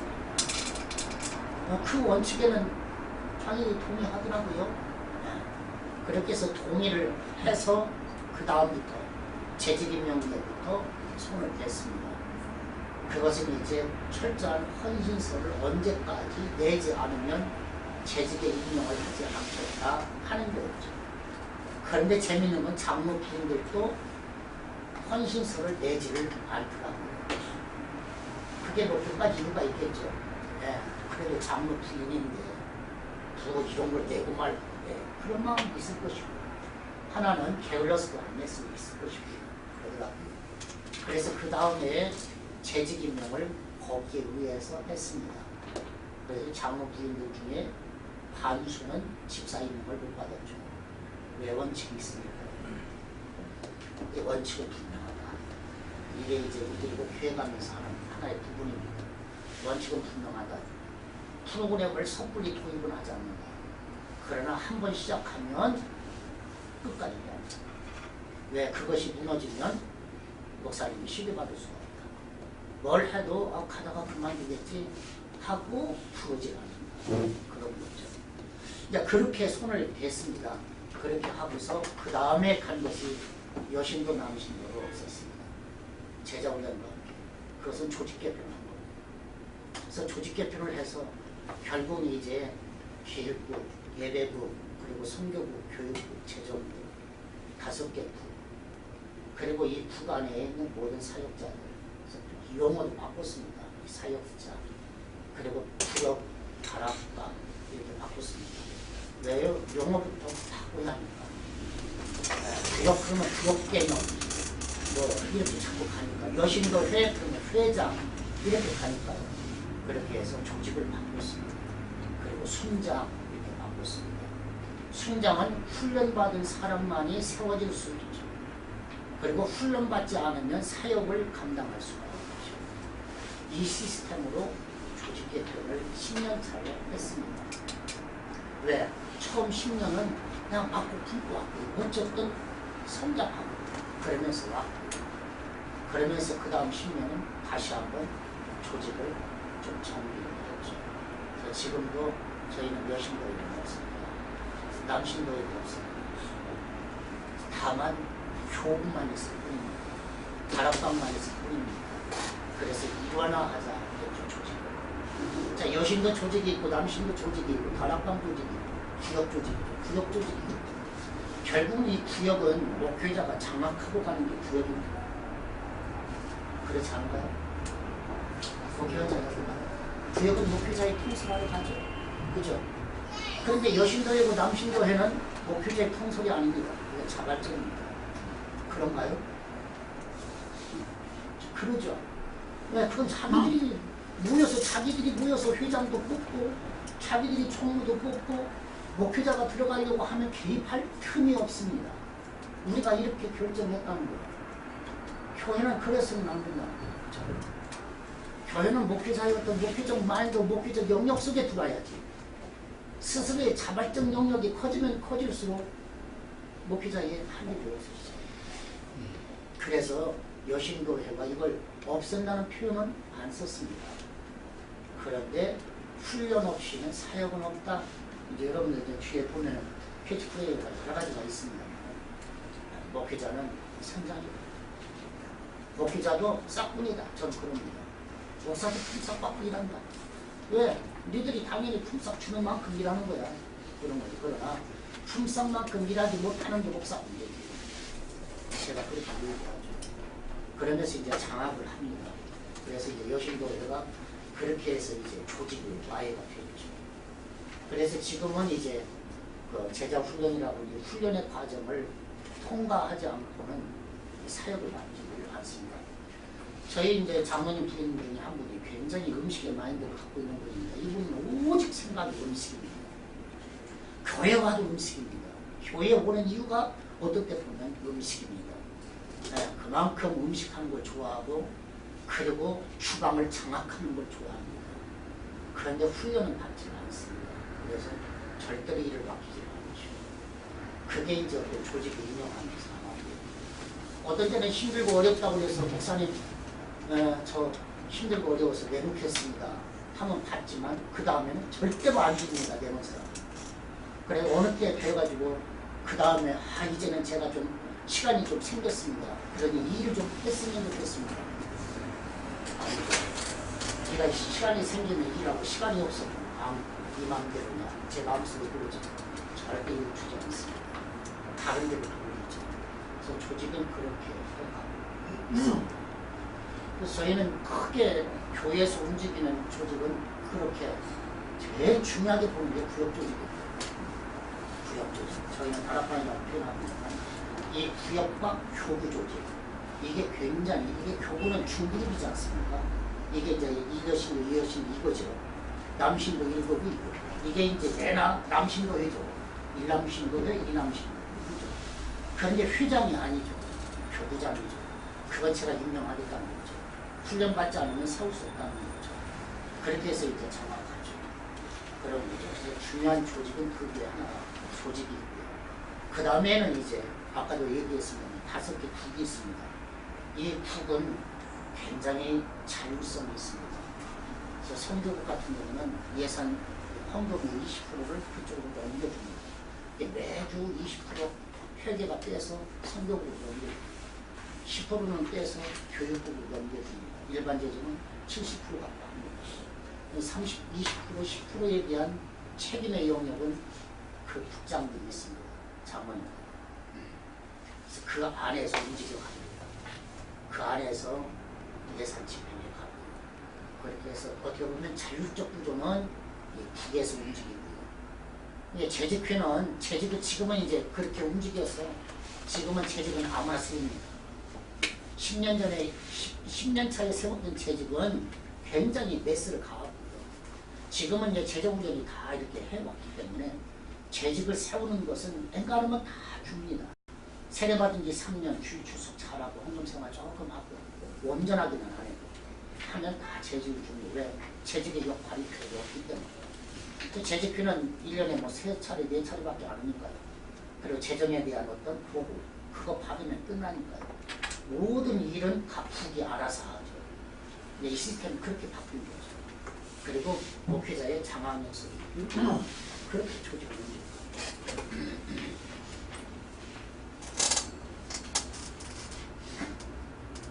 저희는 이제 청년대학부가 있습니다. 이 청년대학부는 그것도 역시 헌금이 그쪽으로 별개입니다. 그래서 청년들과 대학생들이 직장생활을 하는 청년들이 드리는 헌금들은 별개로 청년부로 들어갑니다. 그렇게 해서 회계가 다 모아서 청년부로 넘겨주죠. 그러면 청년부가 부교육자를 중심으로 해서 그 예산을 가지고 씁니다. 그래서 모든 파트마다 지원해주는 예산이 없습니다. 제가 이제 일반 목회 4년 목표를 했습니다만 그때도 보니까 이 각 부장들이 예산을 세울 때 보면 서로서 자기들의 예산을 많이 타가려고 그 안에서 목소리가 큰 사람은 자기들 예산을 많이 타가고 그러더라고요. 또 한 해를 마감을 할 때 보니까 뭐 남은 것 있으면 다 쓰더라고요. 다 타가고 그게 아주 참 이게 단점이더라고요. 그래서 그런 부분에 있어서 세워두지는 않습니다. 교육국이라고는 교육국이 있지 않습니까? 저희가 이 국에서 지원할 것 있으면 지원합니다. 국이. 그렇게 해서 금융 같은 경우도 유치부, 저희 유치부 지원을 제일 많이 합니다.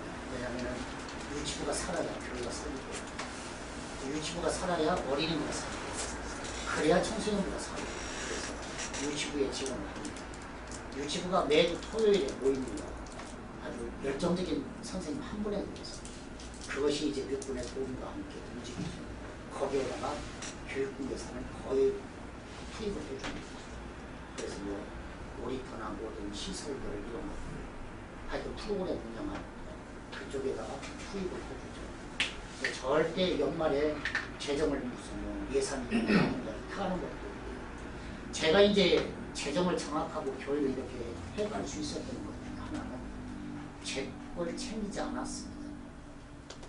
제가 어떤 개혁을 할 때는 항상 어떤 일을 할 때는 제 것부터 내놨습니다. 제가 생활비 받는 것도 그냥 다 내놔버렸고요. 그리고는 개혁하기 시작합니다. 지금도 뭐 당당하게 얘기하죠. 뭐 내가 먹겠다고 한 번도 해본 적 없고 교회를 바르게 끌고 가겠다는 게 무슨 말인가요? 그렇죠. 그게 여신교를 잡았던 원인입니다. 여신교가 한 번도 목사님 생각보고 상처를 보고 목사님 무슨 뭐라고 해가지고 가져본 적이 없습니다. 제가 그것을 받지 않았습니다. 그리고 할 것 있으면 교회 받아달라고 합니다. 얘들이 사사롭게 누가 회장이 되느냐에 따라서 인심 쓰듯이 그렇게 하지 말고 당당하게 교회가 목사님에 대해서 챙겨라. 그러지 개인적으로 인심 쓰지 말라. 그렇죠. 그렇게 이제 재정의 문제 속에서 한다면서요. 그렇다고 해서 투명하지 못합니다. 쓸 것 같습니다. 근데 사실은 받는 것도 없어도 쓸 것 같습니다. 받는 것도 많이 받고. 전도는 어떻게? 전도는 지금까지는 전도를 제대로 많이 못했습니다. 그랬는데 최근에는 이제 매주 전도 활동합니다. 그래서 아파트 단계 나가는데 마침 또 그런 좋은 또 부목사님을 만났습니다. 그래서 사실 참 부교육자 너무너무 중요하더라고요. 제가 처음에 이제 처음 제작 구조를 만들어가는 그 과정에 있어서도 참 좋은 부부를 만났습니다. 강공수라고 좋은 친구 만났는데 이 친구는 아주 그 앉아서 컴퓨터에 앉아서 그 타이핑하면서 문서화하는데 아주 참 잘합니다. 앉아서 얘기를 나누죠. 1시간이고 2시간이고 얘기를 나눕니다. 내 이야기를 다 합니다. 그러면 그 친구가 다 타이핑합니다. 타이핑해서 그런 작업들을 하면서 이렇게 제작을 하는데 이번에도 참 좋은 친구 만났어요. 전도 활동을 같이 합니다. 그래서 토요일하고 주일하고 2번 나왔죠. 일단은 자원봉사자를 받습니다. 전도에 그리고 활동하기를 원하는 자원봉사를 받습니다. 그런데 절대 자원하는 법이 없습니다. 자원하는 자는 소수입니다. 이 다락방이 있지 않습니까? 교구. 이 교구가 이제 결국은 이제 한 다락방에 2명씩 차출하는 거죠. 그래도 하고 자원하는 일입니다. 그래서 이제 토요일이 좋겠는가 주일이 좋겠는가 자기들이 자원하죠. 그렇게 해서 프로그램을 짜줘서 2팀 나갑니다. 아파트 단지에 나갑니다. 나가는데 뭐 똑같습니다. 뭐 차 가지고 나가죠. 차 가지고 나가면서 합니다. 그렇게 하고 뭐 준비하는 것들 거창하죠. 다 가지고 나갑니다. 차 대접하고. 그 다음에 하나는 이제 문화적인 어떤 콘텐츠입니다. 저희가 움직이고 있는 문화교실이 2개가 있습니다. 하나는 커피 교실하고요. 하나는 날파 교실하고 있습니다. 커피는 아마 전국적으로도 상당히 레벨이 있을 겁니다. 이 커피는 아주 전문가 중에 전문가입니다. 부산의 산타로사라고 굉장히 아주 유명한 음파 호수를 앞에 있는 유명한 관광 코스입니다. 굉장히 커피에 대한 그 아우가 있는 교수님이 있습니다.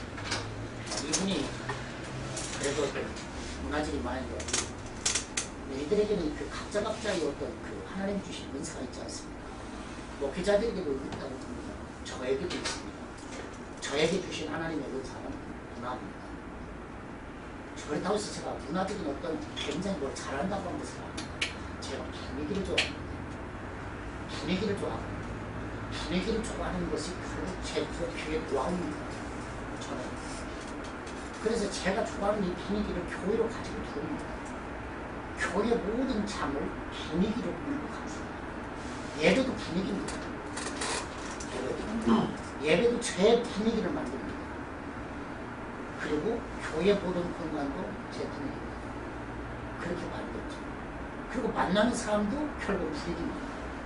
분위기로 만납니다. 살다 보니까 그러더라고요. 그리고 그분들이 결국은 또 교인이 되더라고요. 제가 찬양을 굉장히 좋아하거든요. 찬양의 코드를 가지고 만나더라고요. 그래서 처음에 칠령이 길만 갖고 되겠습니까? 찬양이 뒷받침이 되죠.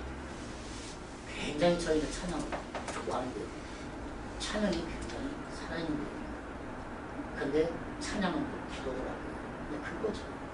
그런 것들이 결국은 뭐 현장 속에 각자에게 주어진 어떤 와우, 은사 그런 것들을 어떻게 내주시겠어요. 그래서 저희가 이제 그 MCS라고 해가지고 커피 저희가 있습니다. 동호회가 있습니다. 마이 커피 소사이어티 믿지 않는 분들까지도 오픈합니다. 그래서 항상 어떤 거든지 심지어 어린이구나 청소년구나 모든 부서들이 어디를 움직여도 꼭 믿지 않는 자들 많은 줄 알고 자꾸 강조합니다. 현수 막 띄우고 누구든지 오라고 그렇게 해서 함께 가자 자꾸 오픈하죠. 그래서 이제 커피 소사이어티는 믿지 않는 분들도 오시고 또 다른 데 다니시는 분들도 오시고 그래서 이제 저희 반에서 세 반이 움직이고 있고요. 난타팀이 움직이고 있고요. 근데 이런 것들도 전도의 어떤 포인트가 되더라고요. 그래서 그것 때문에 오셨다가 또 교인이 되기도 하고 이렇게 그럼 그분이 직접 그 나가셔서 그 커피 하는 거를 조리하는 거를 가르쳐 주시나요? 아닙니다. 그건 바리스타고요. 그건 막 6개월 동안에 집행적으로 가는 바리스타고요. 저희는 동호회입니다. 커피를 좋아하는 모임입니다. 2달이면 2달에 한 번 정도 오셔서 큰 거 하나씩 그러나 강의는 한 번씩 하시죠. 커피에 대한 강의 이렇게 하십니다. 그래서 이렇게 쭉 하고요. 저희는 이제 셋째 주 오후 같은 경우는 열린 평신도 강좌입니다. 그래서 이제 뭐 부산의 역사에 대한 뭐 부산시 역사 하면 또 한 분 오셔서 군산에 대한 역사. 이제 이번 2월에 오시는 분은 홍차의 전문가입니다. 원광대학 교수시고요. 홍차에 대한 다음 달 같은 경우는 사진의 전문가, 부산대학 교수 뭐 이런 분들이 오셔서 자꾸 강조하죠. 근데 그건 전문이에요. 그래서 이제 지역사회 속에 이제 내놓는 것을 가고 이렇게 가고 하나는 이제 직접 아파트 단지에 들어가서 찬양하시고 그래서 믿음의 교회를 알리고 그래서 전부 그러니까 그 우리는 일반적인 개념이 교회에서 교육부, 부부 이렇게 좀 나눠서 부르잖아요. 근데 부이라는 개념과 부라는 개념의 차이는 뭔가요? 저는 이제 어떤 차이라기보다도요 어떤 좀 권위를 좀 부여해주는 입장에서 국이라고 부르겠어요. 좀 격을 좀 높였죠. 국이라고 했고 국장이라고 부르겠죠. 부장이라고 합니다. 그래서 국장이라고 했고요. 모든 어떤 것에 대한 그 책임을 국장이 가져요. 그러니까 구제를 해도 어디에 이렇게 돈을 보내도 절대 제가 갖고 안 갑니다. 일부러. 네, 그래서 항상 구제 활동을 하고 해도 그분에게 장모님 국장이면 그분에게 주어서 그분이 가지고 가서 드리도록 하고 전달하도록 하고 그랬지 제가 가지 않습니다. 그래서 가급적이면은 그들이 하도록 자꾸 열어주고 그러죠. 그래서 이제 그렇게 국장이라고 표현합니다. 재정도 국인가요? 재정. 그러나 꼭 그분들이 이야기하죠. 근데 지난 연말에는 이야기를 안고서 썼더라고요. 그래서 부어분이 저를 만나니까 고맙다고 인사를 하는데 제가 뻥했죠. 그리고 가만히 생각하니까 맞아. 이때 좀 했지. 그 생각이 들더라고요. 그래서 이제 장모님을 만나서 다음에 이제 밥 먹고 죽어다가 참 아무개가 인사합디다 인사하는데 나 처음에 뻥했네. 그랬어요. 그랬더니 아유 죄송하다고 말씀을 드렸어야 되는데 말씀을 못 드렸다고 자기가 그렇게 얘기를 하더라고요. 그래서 그렇게 그러나 아니 그렇게 하라고 제가 하죠. 예산 세우지 않는 부분 어떤 게 다른 이야기고 저희는 이제 예산을 세우지 않는다고 하는 표현을 그런 거예요. 이제 기본적으로 예산은 목회자의 예산은 세워야죠. 처음에는 제가 이제 예산 세울 때마다 쭉 들어갔습니다. 예산 세울 때 들어가서 기도해주고 그리고서 이렇게 얘기도 했는데 요즘은 예산 세우는 자리에 안 들어간 지가 한 10여 년 이상 됩니다. 안 들어갔는데요. 사례비만큼은 잘 세웁니다. 금년에 사례는 동결이다. 내년 동결이에요. 동결이다 그 말이에요. 작년도 동결하신 분도 그래요. 네. 그 대신에 안식년 세워요. 안식년도 세우죠. 그럴 때 이제 사례비에 대한 것은 자기가 세웁니다. 부교육자나 인건비에 대한 예산은 절대 자기가 못 세웁니다. 제가 세우죠. 그건 제가 그냥 써주죠. 왜? 그것도 역시 재정을 다루는 장모나 교인들 끝까지 노동간의 책임을 봐서 자기들이 올리고 내리고 자기들이 하고 목사는 내려 하고 부목사 더 주고 뭐 자기들이 그러더라. 그런 부분은 처음부터 제가 차단을 했거든요. 그래서 인건비에 대해서는 철저하게 손못됩니다. 그리고 나머지는 그렇습니다. 예배비 그러면 그냥 몇 천만 원, 선교비 그러면 몇 천만 원 이렇게 세운다 그 얘기입니다. 그리고 교육비 하면 얼마. 담임 목사에 대한 것만 자기들이 세우고 자녀 교육비 그러면 그것도 세우고 하는 것은 죄에 대해서만 세우죠. 그리고 다른 것은 큰 틀에서만 세웁니다. 그래가지고 총합계 얼마 이렇게 세우죠. 그러니까 이 재정이 모여갖고 할 일이 별로 없습니다. 한 30분 정도 하면 다 끝납니다. 그렇죠? 이 재직비도 별로 할 일이 없습니다. 재정 보고만 받으면 끝납니다. 왜? 모든 일은 국들이 알아서 다 합니다. 그래서 보고만 해도 저도 그 큐티 목회 초기부터 큐티 목회 하려고 계획 중인데요. 어떤 시스템으로 하고 있고 효과는 어떻게 이렇게 잘 정착은 되어 있는지 그리고 어떤 효과를 누리고 있는지 저는 그런 거에 대한 교회가 살았죠. 제가 이제 힘들고 어려워서 돌파구를 열었던 이 제자입니다. 그게 결국 큐티와 함께 가는 제자훈련인데요.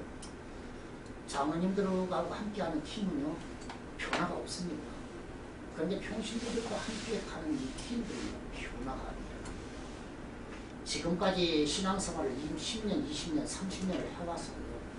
성경의 성자를 모릅니다. 그들은 듣기에만 익숙하지 말할 줄을 모릅니다. 그리고 전하고 가르칠 줄을 모릅니다. 이게 평신도들의 취약점입니다. 그리고 이것이 너무너무 평신도의 약점입니다. 너무 듣는데 그런데 저들이 과연 듣고 있는지도 모릅니다. 그러니까 신앙생활이 전혀 변화가 안 옵니다. 오늘도 마찬가지거든요. 실컷 그렇게 훈련이 됐는데도 불구하고 무너지는 것은 너무 쉽게 무너집니다. 어느 정도 섰는가 싶었는데 무너지고 또 무너져버려요. 그것이 이제 우리들의 목회 현장입니다. 그런데 이제 처음에 제자훈련을 해갈 때는 5팀, 6팀 꼭 두 분의 변화가 굉장히 있습니다. 그게 이제 지금 권사님들이십니다. 하나는 장로 부인이고 하나는 신앙생활을 오래 했던 분인데 두 분이 다 여자인데 그분들이 이 제자훈련을 하면서 이분들이 굉장한 어떤 힘을 얻었습니다. 그리고 그분들의 삶에 굉장한 변화가 많죠. 그리고 제자 훈련에 대해서 너무 이분들이 긍정적 표현과 긍정적 어떤 예시가 있었습니다. 그리고 이분들이 교회 1등입니다. 서울의 표현이죠. 그러니까 이분들이 이렇게 서오니까 누가 이 제자 훈련에 대해서 얘기했죠. 처음에 장로님들은 제자 훈련이 시작하자고는 이 큰 하드웨어는 공감하더라고요. 아, 그래야 한다 하더라고요. 아, 우리도 훈련하자고 하더라고요. 그러면서 변화가 우리도 와야 한다. 당회가 변화돼야 한다는 거는 거부하더라고요. 이게 모든 사람들이 다 그러고 큰 틀에서는 예스 하면서도 그것이 자기 문제가 되면 또 하더라고요. 그런데 이 두 사람이 변화가 일으키면서 두 사람이 그 교회에 이제 1대1 양육자로 큰 겁니다. 그래서 이제 양육을 이제 평신도들 새스문 시자들의 양육을 들어가면서 양육받는 사람들이 교회에 정착하면서 놀라운 또 변화를 일으킵니다. 이제 이런 것들이 하나씩 하나씩 드러나기 시작하니까 결국은 이제 교회 시스템이 체질이 바뀌게 되는 거죠. 큐티는 지금도 저희가 이제 큐티 합니다. 새벽에도 큐티라고 똑같은 본문가입니다. 저는 그 사랑의 교회 칼세미나를 받았습니다. 칼세미나를 받았고 제자훈련을 처음 시작하게 되어진 동기도 칼세미나를 받기 이전부터 평신도를 깨운다를 굉장히 제가 감독했고요. 그리고서 이제 바이블 스터디 했습니다만 그러나 이제 제자 훈련을 꿈꾸면서 칼세미나를 받았죠. 그러나 그 세미나 그 자체가 중요한 건 아니고요. 어떤 교재가 똑같은데 정신은 하나더라고요. 결국 할 수 있다고 하는 거. 그리고 제자화 할 수 있다고 하는 거 하나고요. 한번 시작했으면 어쨌든 끊임없이 이 부분을 정착시켜야 한다고 하는 거. 그거 하나는 분명하더라고요. 이제 이렇게 변화를 되어지면서 지금도 역시 단체로 그 큐티체 2080 큐티체로 지금도 단체가 됩니다. 모든 교인들이 큐티를 교재를 삼습니다. 이게 이제 다락방 구역 모임입니다. 우리 기장 교재를 쓰지 않고 그걸 씁니다. 왜냐하면 똑같이 성경 본문을 똑같이 가는 교회예요. 새벽에도 그 본문을 가지고 가고 수요일도 그 본문을 가지고 가고 주일 오후도 그 본문을 가지고 가고 한 본문 가지고 또 제가 설교를 어떤 때는 3번 할 때도 있습니다. 근데 재밌는 거 3번이 다 다릅니다. 왜 그때 큐티할 때마다 와지는 감이 다릅니다. 그래서 자꾸 큐티를 예약하고 그래서 이 하나의 본문 가지고 그냥 다 갑니다. 금요일도 가고 구역내도 다 그렇게 모이고 그래서 이제 큐티를 합니다. 주일날은 새벽 6시에 모이거든요. 저희가 평소에는 5시에 모이고 새벽 강도 필요하지는 않습니다. 그러나 기도생활 강도는 많아가지고 기도생활은 하여튼 큐티와 함께 앉은 자리에서 기도하라고 자꾸 강조하죠. 그러나 심야 기도만큼 왔으면 좋겠고 주일 새벽을 왔으면 좋겠고 주일 새벽은 자꾸 성경 암송을 시킵니다. 어른들도 새벽에 암송을 자꾸 시킵니다. 암송하고 잊어버릴 망정 또 암송을 시킵니다. 그래서 한 달이 지나고 나면 4달째 또 암송을 또 합니다. 그래서 암송하는 시간이 굉장히 좋습니다. 큐티는 흘러가겠습니다. 그 선교에서는 예배를 성령으로 드린다는 목사님이 보실 때 믿음의 교회의 예배 구성에 어떤 특징이 있다면 그런 것입니다. 그 다음에 이제 설교 말씀과 그 예전이 있잖아요. 그 설교 그다음에 또 성과는 어떤 식으로 그 예전은 굉장히 소중하다고 봅니다. 제가 이제 러시아 사무소 대표를 구독하고 레보스바도 가고 그래서 거기서 이제 성당도 한번 들어가고 했는데 그 공사가 되어지고 그리고 그것이 무너진 다음에 다시 어떻게 교회가 이렇게 재건될 수 있었을까? 네, 한번 생각을 해보면서 그래도 예전이 이 공사됐을 때는 말씀이 없잖아요. 말씀이 들려오지 않았을 때도 그래도 그들이 성당에 와서 비어진 어떤 예전은 결국은 그 예전이 그들에게 있지 않는가 하는 마음을 갖습니다. 그래서 교회에서의 예전이라고 하는 것은 굉장히 소중하다고 그렇게 생각합니다. 첫 번째 주에는 성만찬합니다.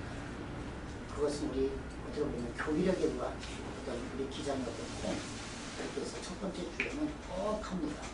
그 첫 번째 주에 하는 예배의 순서에 죄의 고백, 공동의 고백, 그리고 서로 용서하는 시간, 뭐 이런 것들 꼭 갖고 그리고 성만찬을 합니다. 그래서 첫 번째 주에 드리는 예배는 저는 그 사유자가 필요 없는 드라마틱한 예배를 상당히 좋아합니다. 그래서 저희가 이제 교회 안에서나 행사를 치를 때도 몇 차례 했습니다만 한결같이 저희 교회에 오셔서 예배를 드리고 하시는 말씀들이 그러더라고요. 너무너무 감동적입니다. 이렇게 표현하더라고요. 감동을 느끼는 예배를 스스로 잘 만들고 드리려고 제가 이제 미국에 안식년때 가가지고 이제 미국에 있는 교회들을 둘러보면서 느꼈던 부분은 그런 겁니다. 저들은 이 예배 한 시간을 만들기 위해서 엄청 준비를 하고 있다는 것을 보았습니다.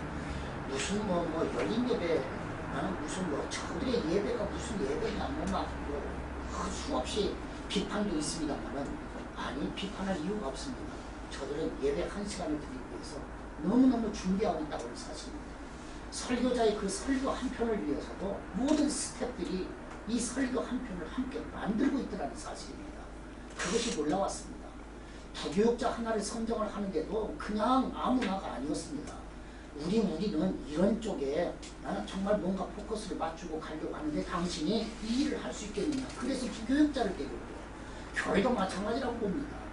띄워서 무슨 박사 논문 막 스펙을 요구하는 게 아니라 우리 교회는 이런 교회고 이렇게 가기를 원하는데 그런데 목사님 이런 부분에서 하실 수 있겠습니까? 이렇게 해서 모셔야지.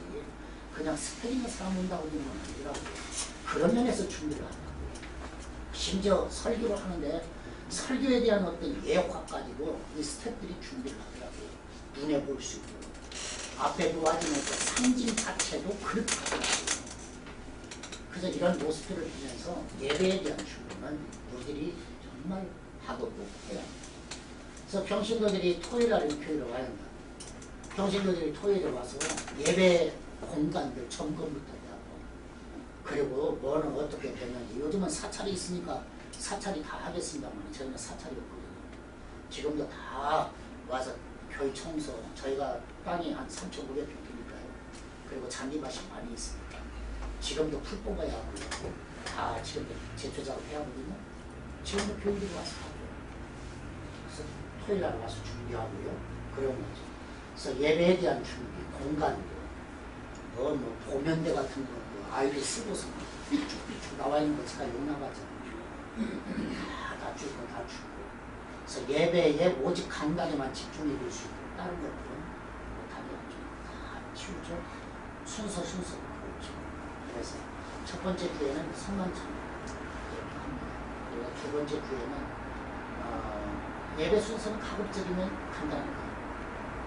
예배 순서가 너무 이렇게 많으면 교인들이 그때도 지루하니까 이거 언제 끝나 이러니까 그래서 예배의 순서는 간단합니다. 셋째 주에는 저희가 이제 전교인 연합 예배를 드립니다. 어린이부가 반대가 많았죠. 청소년부가 반대가 많았고 우리끼리 예배를 드리게 해달라. 그러면 관심이 약해진다고 함께 보입니다. 그건 니들이 뭐 마음 먹고 나누면 좋습니다. 그런데 왜 같이 드리는가? 그러니까 예전하고도 제가 말씀드리는 겁니다. 어린이나 청소년들에게 너무 자유분방합니다. 너무 시끄럽고 시들 못 때리고 선생님들도 거기서 같이 그러고 있고요. 그래서 이 세 번째 주는 어른들과 부모님들과 함께 안 쓰거든요. 다 그때는 성가대고 성가를 안 써요. 세 번째. 그 대신에 우리는 이제 여성 충창단이 준비를 합니다. 그리고 이제 뭐 기도 순서 아이들이 나와서 하기도 하고요. 성령들도 청년들이 하기도 하고요. 그리고 설교는 영상 설교 하기도 합니다. 그렇게 해서 세 번 주 합니다. 지난 1월 달에는 라이언 킹이라는 영화를 가지고 설교를 했고요. 2월 달에는 내일 다음 주는 국가대표를 지금 준비하고 있죠. 그래서 소치 지금 동계올림픽이 그래서 그 영화도 보면은 굉장히 그 안에 메시지가 있습니다. 이 영화의 사상이 있고요. 그 메시지가 있고 그 안에서 대화를 나누는 이 대화가 굉장히 어떤 때는 시적인 것도 있고요. 어떤 때는 어떤 굉장히 중요한 이야기를 나누기도 하죠. 국가대표를 준비하기도 하죠. 그렇게 해서 세 번째 주는 상당히 높은 기분을 드립니다. 그리고 오후에는 외부 강사들이 와서 꼭 신앙의 이야기가 아닌 전반적 상식들을 같이 나누죠. 네 번째 주, 다섯 번째 주 또 이렇게 그렇게 저희는 예배를 드립니다. 그런데 중요한 건 아까도 말씀을 드렸습니다만 중간중간에 군대도 배웁니다.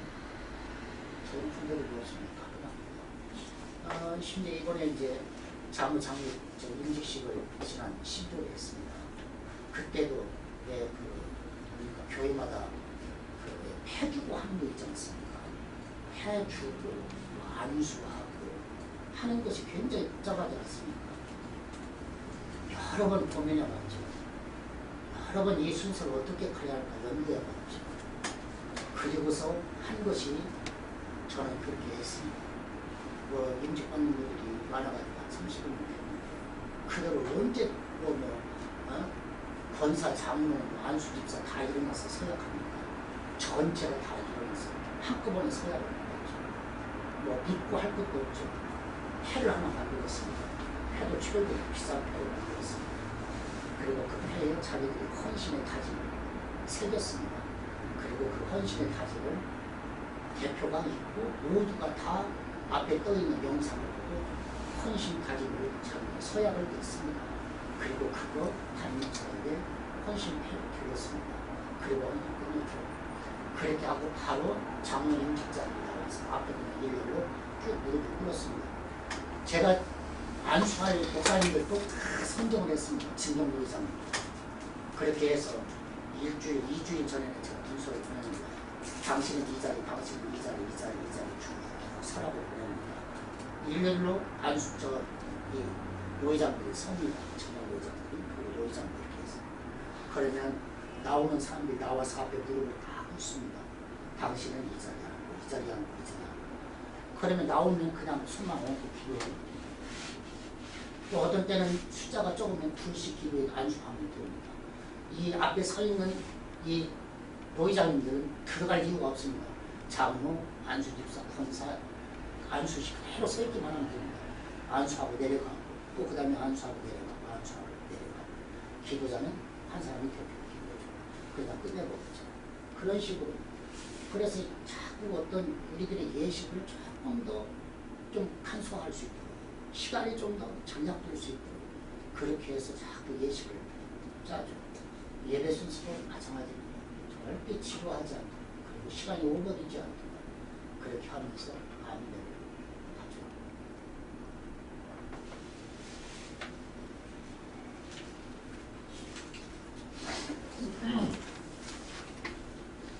저희는 이제 신방을 지금까지 해본 것이 이제 신방을 하면서 이제 신방 헌금이 이야기를 하기 전에 개척교회를 하고 보니까 기성 같은 큰 교회처럼 재정이 넉넉해서 그래서 이것도 하고 저것도 하고 저것도 하고 할 수 있는 형편이 아니더라고요. 처음부터 그러잖아요. 처음부터. 그렇다고 해서 개척교회가 아무것도 안 하고 있을 수는 없잖아요. 근데 뭔가는 움직여야 하잖아요. 포커스를 멈추잖아요.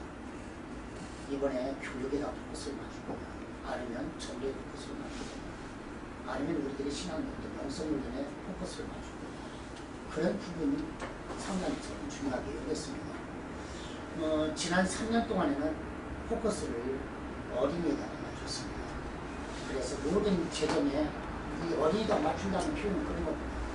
제가 먼저 신방을 하면 신방 헌금이 들어오면 신방 헌금을 이쪽으로 넣어줍니다. 신방 헌금을 전체 이것은 일반 재정의 신방 헌금이 아니고 이것은 제가 신방하고 돌아온 거니까 어쨌든 다 되지만 이것은 다 어린이들로 세이브를 시켜줍니다. 그렇게 해서 이 세이브를 시키면 한 3년을 모으면 모아지더라고요. 그 모아지면 이걸 어떻게 쓸까? 그런 교육적 예산 보여드리고 있습니다. 그래서 이걸 가지고 작년 같은 경우는 우리 청소년부를 연변으로 보냈습니다. 연변에 보낸 이유가 있습니다. 제가 예수민족교회 그러는데 결국 우리의 교회는 믿음의 역사 위에 세우자가 제가 그렇게 고백하기 때문입니다. 그렇기 때문에 교회가 역사의 뿌리를 알아야 한다고 저는 그렇게 고백을 합니다. 우리 아이들이 뿌리를 알지 못하면 한국 사회가 무너진다고 저는 생각합니다. 네. 지금의 교육의 현장이 뿌리가 없는 현장이기 때문에 교회가 이 뿌리를 가져야 한다. 그래서 제가 연변으로 보내는 겁니다. 그래서 연변을 다녀오죠.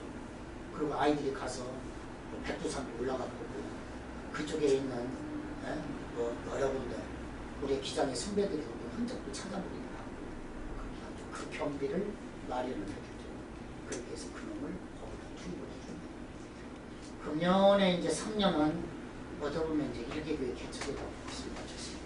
그래서 2014년도부터 그렇게 해서 모든 기관들도 결국은 다 재정을 쓰려고 합니다. 하여튼 세우기는 대로 다 이걸 왜냐하면 한꺼번에 다 할 수가 없습니다. 우리들이 처음에 개척교 시작을 할 때는 선교였습니다. 나눔이었습니다. 나눔이라고 하는 것이 결국 주변에 어려운 이웃과 나누고 그래서 처음에 얼마 안 돼도 교회가 세워지면 거기 가서 뭐라도 하나 해줄 것이 없을까 그렇게 해서 해줬습니다. 적은 것에서 30만 원, 50만 원, 100만 원 그렇게 해줬습니다. 그리고 은퇴하신 어른들, 노예 안에 있는 목사님들 오셔서 식사를 해주고 그것이 조금씩 가다 보니까 1박 2일 여행도 함께 떠나고 그러면 전교인이 함께 차 타고 움직입니다. 경주를 가든가 부주를 가든가 그래서 1박 2일 개 한 마리 잡아서 가서 접대하고 그리고 또 그게 이제 처음에 개척교 시작을 할 때 그렇게 했습니다. 그건 함께 나누는 것을 할 수 있습니다.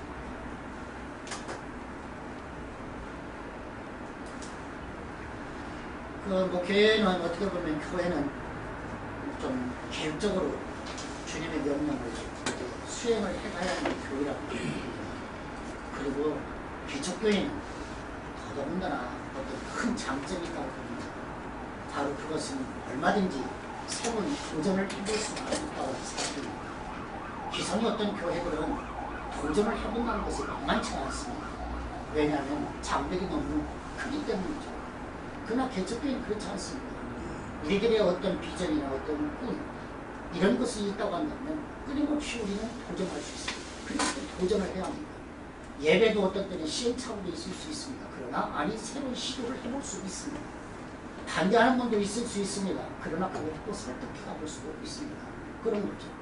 저희가 뭐 예배를 이렇게 드리고 하고 어떤 때는 뭐 제가 선배 목사님한테 어떤 때는 좀 지적받기도 하고 그랬거든요.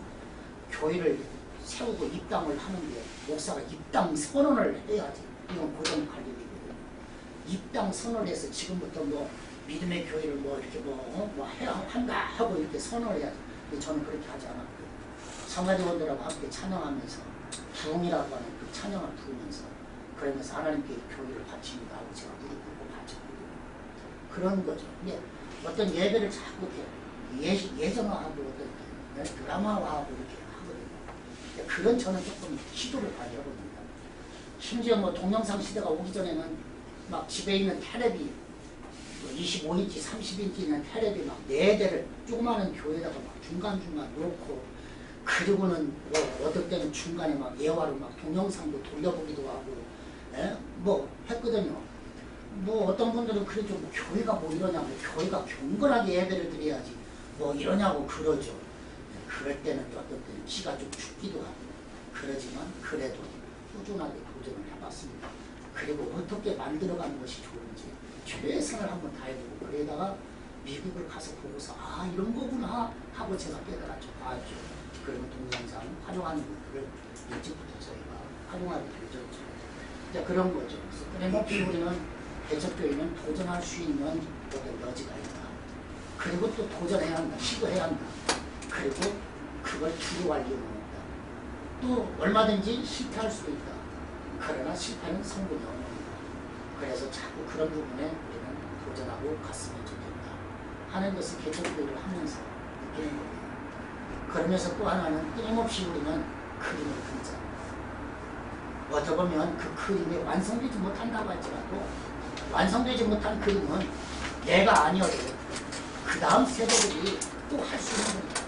그러나 아니 우리의 그림은 끊임없이 비록 아무것도 없는 무라고 하는 무에서 우리가 교회를 꿈꾸고 있으면 이루지만 그러나 아니 내가 세우는 교회는 내가 한번 해보고 싶은 교회는 이런 어떤 모습의 교회다 하고 한번 그림을 그려보자. 저는 사실 저는 이렇게 할 것은 생각을 못했습니다. 다만 그냥 저는 이렇게 꿈이었을 뿐입니다. 그리고 그것을 잃어버리고 살았습니다. 그러다가 어느 날 그 꿈이 다시 되살아났습니다. 그것이 이제 개척하에서 한 10년 되어지면서 교회를 어떻게 할 겁니다. 그 힘들고 어려운 위기 속에서 교회를 뜨려고 했습니다. 교회를 한번 떠나야 된다 하는 생각도 했었는데 하나님이 그걸 아니더라고요. 방향을 틀어주시더라고요. 그런데 그때 가지고 있는 건 8천만 원이었습니다. 8천만 원이었고요. 지금 현장에 가서 만들어야 할 현장은 한 15개였습니다. 그때는 엄두가 안 났습니다. 처음에 조금 시작한다고 시작한 것이 한 6억 시작을 했습니다. 6억을 빚을 냈습니다. 그때는 이자가 13%였습니다. 제2금융권이 1금융권이 10%였습니다. 그래서 4억을 10%고 2억을 13% 그랬습니다. 그러나 마음속으로는 까짓것 이 현장에 있는 교회 팔면 한 3억은 받겠지 그랬죠. 나중에는 1억 9,500만 원 받았습니다. 그런 게 이제 이런 종자시 이런 것들이 아주 중요하더라고요. 그건 어쨌든 8천이었습니다. 자매님들이 나중에도 그래요. 전혀 처음에는 교제 있는다고 하니까 뭐 반대도 안 했고 그렇다고 해서 협력도 안 했고 그랬는데 하시는 건 하나님 알았더라고요. 제 마음 항상 그랬습니다. 교회는 위에서 시작했으니 끝날 위에 저는 그렇게 생각을 합니다. 아무것도 없는 중에 시작을 했으니 끝나도 아무것도 없어. 그러면 본전치기야. 저는 그렇게 생각을 했습니다. 하다가 어떤 때는 무너질 수도 있지, 망할 수도 있지. 하다가 어떤 때는 부도날 수도 있지. 막말로 가까운데 어떻게 보면 너 사기꾼 아니야? 뭐 그럴 수도 있지. 그러면 꼭 감당해야지. 그게 이제 마음속 밑바탕에 하나는 늘 깔려 있습니다. 그래서 언제든지 이다. 그래도 본전이다. 그러니까 겁낼 건 없다. 그런 생각 갖고 시작을 했고요. 그래서 어떻게 보면 죽기 살기의 문제도 모릅니다. 오직 한 길 같습니다. 그러나 재미있는 건 지금까지 한 번도 어렵다고 생각해 본 적은 없습니다. 한 번도 힘들었다고 생각해 본 적이 없습니다. 그냥 앞으로만 갈 줄만 알았기 때문에 그렇습니다. 옆에 쳐다보지도 않았습니다.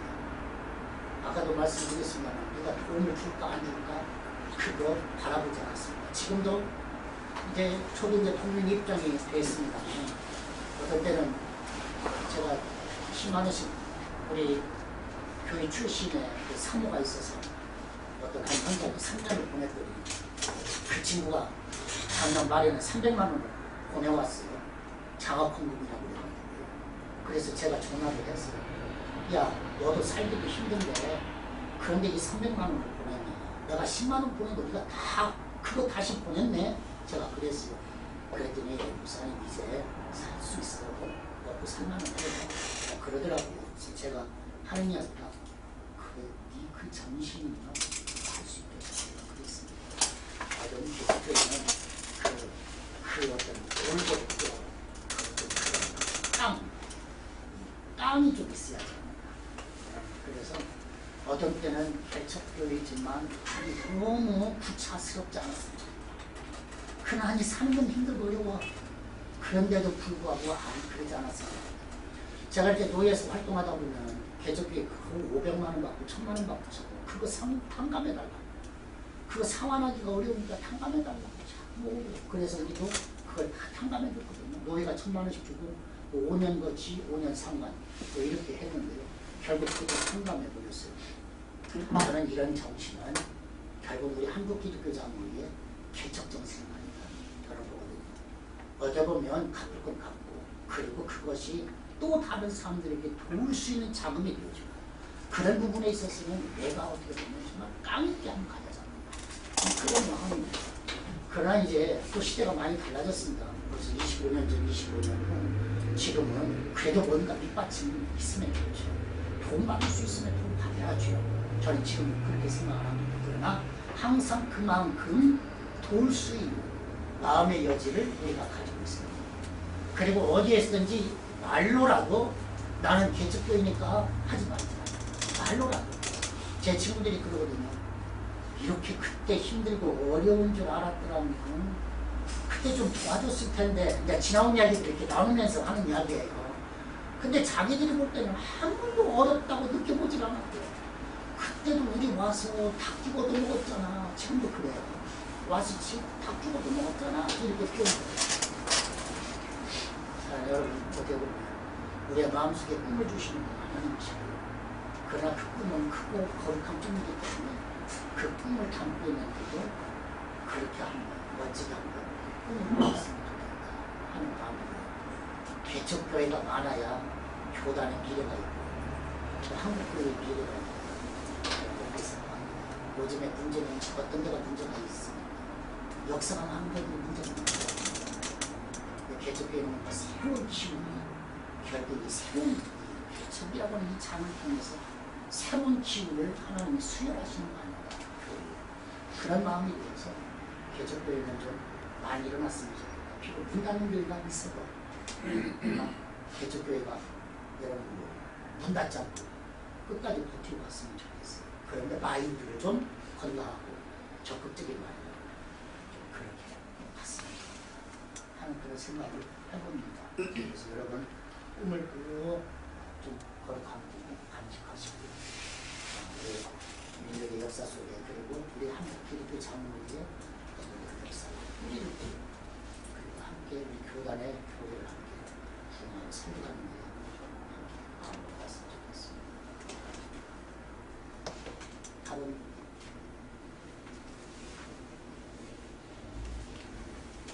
목사님 관계인데요. 목사님 백작 당시 초기에 그 이방권장하는 권사님하고의 그 어려웠던 관계 회복을 어떻게 하시는지 좀 궁금해요. 저는 제가 이제 입이 상당히 좀 무거운 편이거든요. 그냥 한 줄을 흘리고 전혀 흐뭇하게 삽니다. 절대 제 입에서 울리지 않습니다. 안 나오려고 합니다. 그 대신에 우리 부부가 차를 타고 움직일 때는 욕 힐크랍니다. 그냥 썩을년, 미친년, 나쁜년, 개년, 막 오살할년 막 그리고 막 욕합니다. 그리고는 그 다음에는 하나님 용서해 주세요. 그러고 또 끝냅니다. 그런데 이 교인들과의 관계 속에서는 절대 입을 열지 않습니다. 그리고 오해를 풀려고도 않고 설명하려고 않습니다. 왜냐하면 그렇게 하다 보니까 서운한 얘기가 또 나오더라고요. 그 얘기를 들으니까 또 속상하더라고요. 그래서 또 경직되더라고요. 무덤덤하게 그냥 하나하나게 지금도 모든 관계 속에서 그렇습니다. 그리고 갔더니 세월이 약이에요. 세월이 약인데 재밌는 건 그 권사님입니다. 한 번은 막 전화가 왔어요. 전화가 와서 제가 그때만 해도 그 7년 차까지가 상당히 맞고 피는 기간이었고 제가 참 기도원 잘 다녔어요. 그래서 항상 기도원 가는 게 아니고요. 여름이면 꼭 교인들하고 같이 기도에 항상 올라가고 기도하고 그러는데요. 한 번은 그 권사님이 좀 같이 가줬으면 좋겠다고 따라갔으면 좋겠다고 연락이 왔어요. 늦게서 그래서 오시라고 했으면 같이 갔습니다. 그래도 사람이 쉽게 변하는 건 아니에요. 그런데 재밌는 건 그래서 이제 하나님이 하신다 제가 그렇게 고백합니다. 그냥 무난하게 갔습니다. 그리고 그 대신에 우리 장모님은 그 이광무 장모님은 참 소중한 분이에요. 지금도 저는 우리 장모님도 그렇다고 해서 우리 장모님들이 막 헌금 생활 많이 안 해요. 헌금 생활도 막 많이 오고 막 그때 장모 되기 이전에 솔직히 말해서 그때 헌금 생활 잘했죠. 지금 뭐 어제 보면 형식도 우리 집사님들보다도 헌금 못 해요. 우리 집 짓는다고 해도 헌금도 안 해요. 그래도 소중합니다. 고맙고요. 감사하죠. 뭔 일만 있으면 항상 그 앞에 우리 장모님들 참 세웁니다. 장모님들 세우고 그리고 이제 연말 같은 때에도 이렇게 이제 송구영 씨 예배 드릴 때도요. 장모님들 지금 한 6분이거든요. 쫙 이렇게 세웁니다. 세우고 이 교회들 나오라고 하고요. 장모님들 나와서 저 만나요. 저는 제 위에 자꾸 이렇게 자기들끼리 관계를 자꾸 내주고 서로 격려해주고 그럴 수 있도록 자꾸 해주죠. 그게 하나가 좋고 그리고 이전에 잘했던 거 하나를 꼭 기억하고 항상 고마워합니다. 그리고 그냥 갑니다. 처음에 얘기하고 그랬더니 그분이 자기가 환상을 봤다고 우리하고 자기가 한 말은 얘기를 좀 하겠습니다만 환상을 봤다고 환상을 봤는데 그런데 자기 자리가 없더래요. 그래서 막 헬로도 다녔더니 음성이 들려오더래요. 네 자리 저기다. 그래서 가서 보니까 먼지가 푹석푹석 쌓였더래요. 그런데 들려오는 음성이 이거 지금 내 딸 버리려고 한다고 그걸 자기가 환상을 봤다고 마스로 나가지고 잘못했다고 그렇게 해서 한 2, 3년 후에 풀렸습니다. 근데 지금도 조석변입니다. 어떤 때는 생뚱합니다. 마음에 안 들면 아주 생뚱합니다. 그래도 몸이 잘합니다. 그렇게 나중에 풀리더라고요. 그렇게 풉니다. 그러지 막 달래지는 않습니다. 그렇게 도움이 되시는 걸 위해서